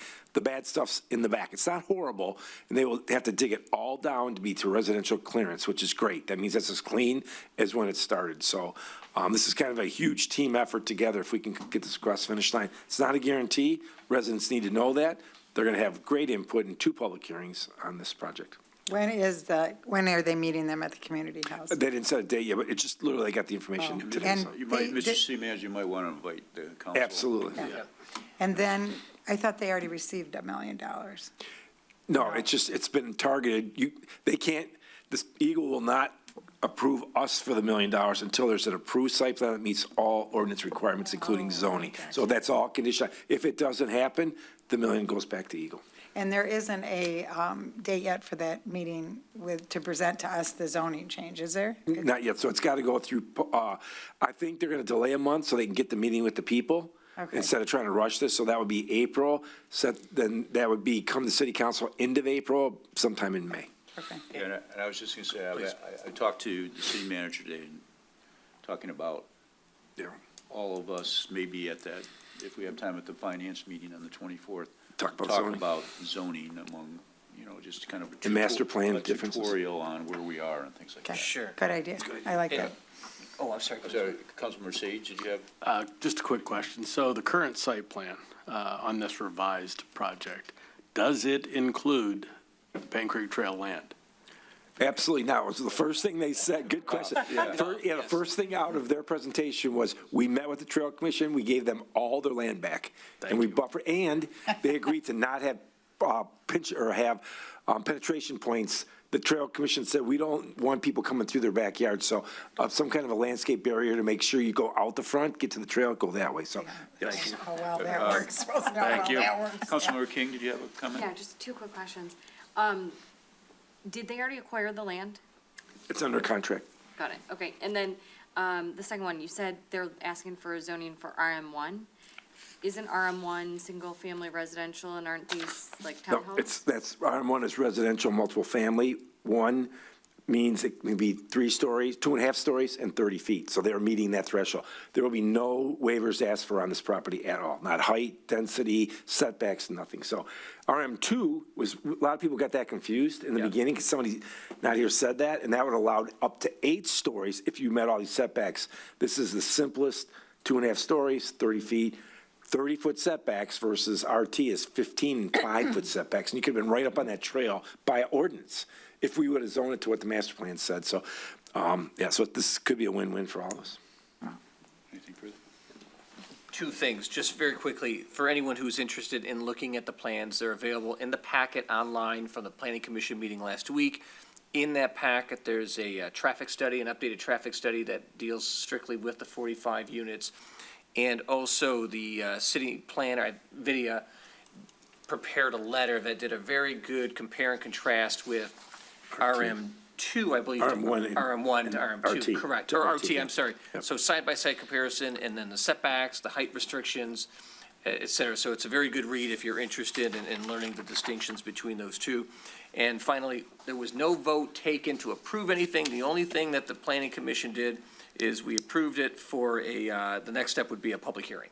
At the next available date. Next meeting, which has not been set. Correct. Okay, that's all I've got, Mr. Mayor. And it will come here to city council. Correct. Again, not for the site plan, For the zoning. but for the zoning. Zoning. So it will come here, which is as it should, I think. Yeah. Next is a report from the Principal Shopping District. Councilmember Jones, So that was my first meeting. That was exciting. get them straightened out. I think in one meeting I did. It was amazing. Right. So there are little updates of some of the things that were going on in town. 627 entries for Foodie February. $29,000 in receipts were submitted, and the winner got a $500 gift certificate. And the winner had 16 receipts. So that is a serious diner in the city of Rochester. That winner deserved the $500. Deck art registration is going on now, but it is almost full. And that is through April 5th. The event is May 9th and May 10th.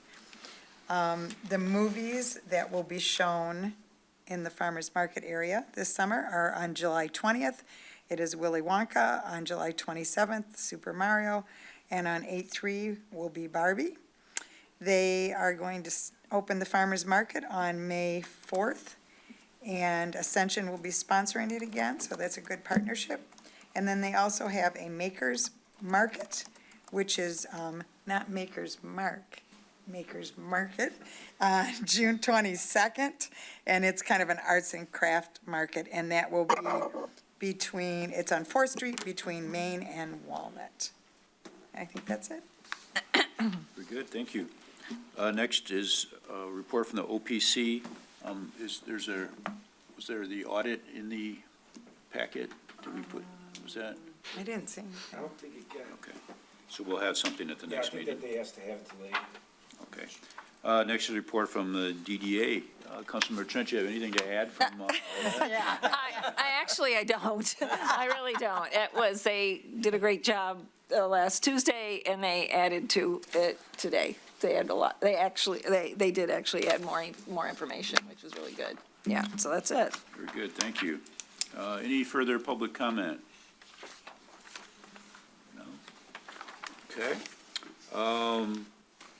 Next on to general miscellaneous. Mr. City Manager. I was just thinking, I think the audit might have been in the manager's report last Friday.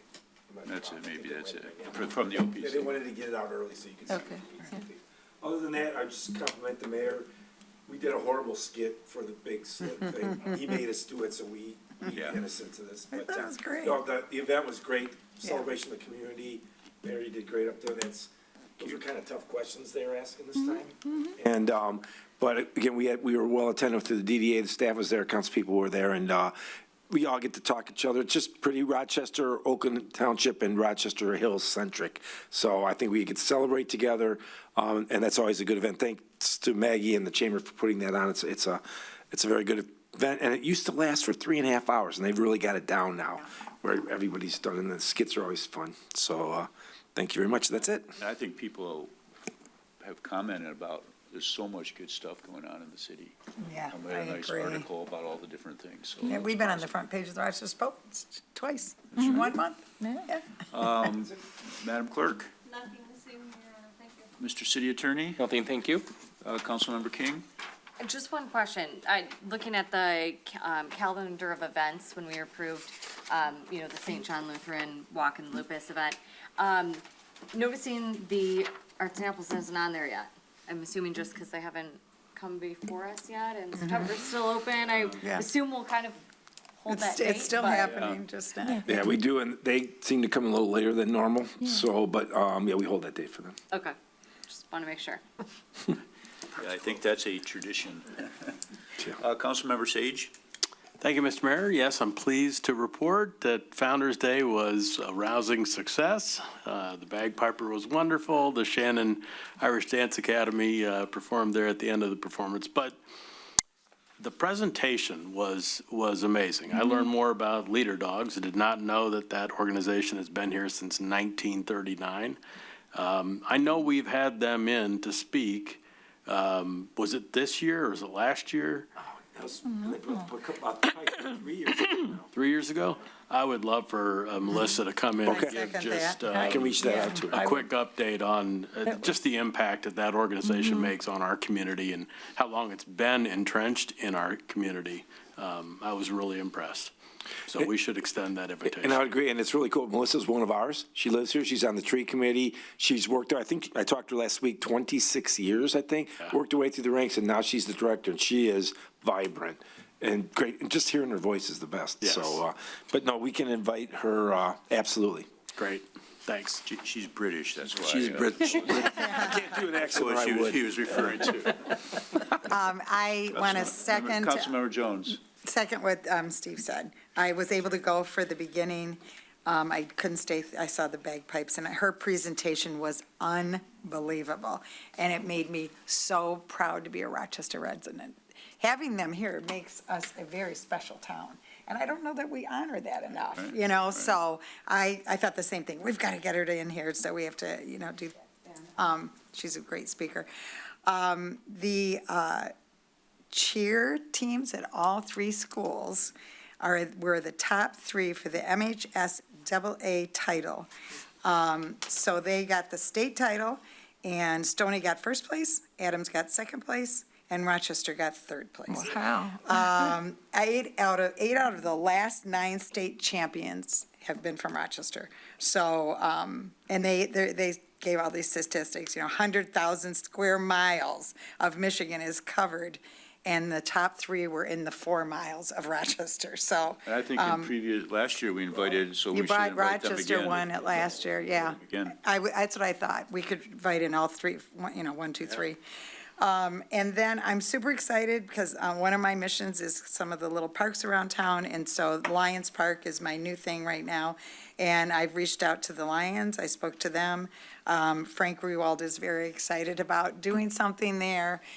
We've got some fun plans. The library already uses it. I didn't realize that. They do story times there in the summer. So we want to make that a better park, and I'm super excited. So talked to Nick today, and there's some funds that Frank had promised for that park, and we're gonna get it going. So we're gonna have some events there. It'll be nice. That's it for me. Thank you, Councilmember Trent.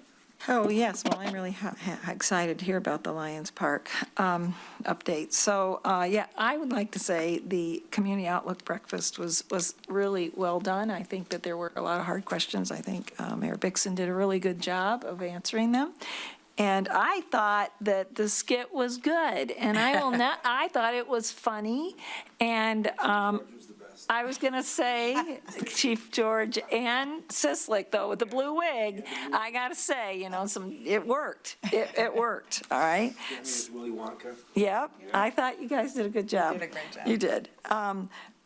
So I also went to Founder's Day and agree about the CEO, the new CEO, Michelle Weiss, I believe her name is, from Leaders Dog. She was the philanthropy officer, and she is, so she really knows that organization well. Excellent. Then the Raya pancake breakfast, that was well attended. I had my stack of pancakes. So I didn't eat for the rest of the day.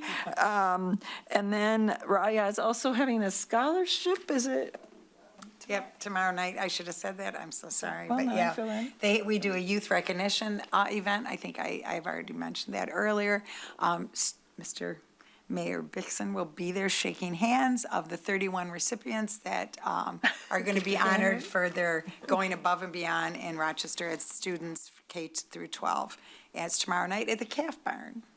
Van Hoosen. Great. And Yeah, I will be sorry. attending Thanks for as bringing well. that No, up. no. Yeah. And then events are us, community events are us. So the chili cook-off is on Thursday at noon, so that's an employee chili cook-off. They offered if you wanted to make chili, you could, but I'm just going to be there and judge or eat, or both.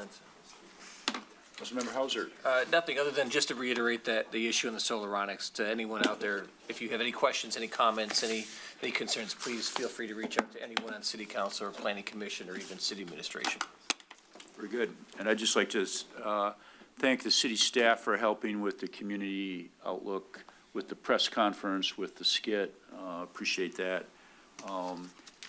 Believe it or not, that skit takes a lot more time and effort than you could possibly believe.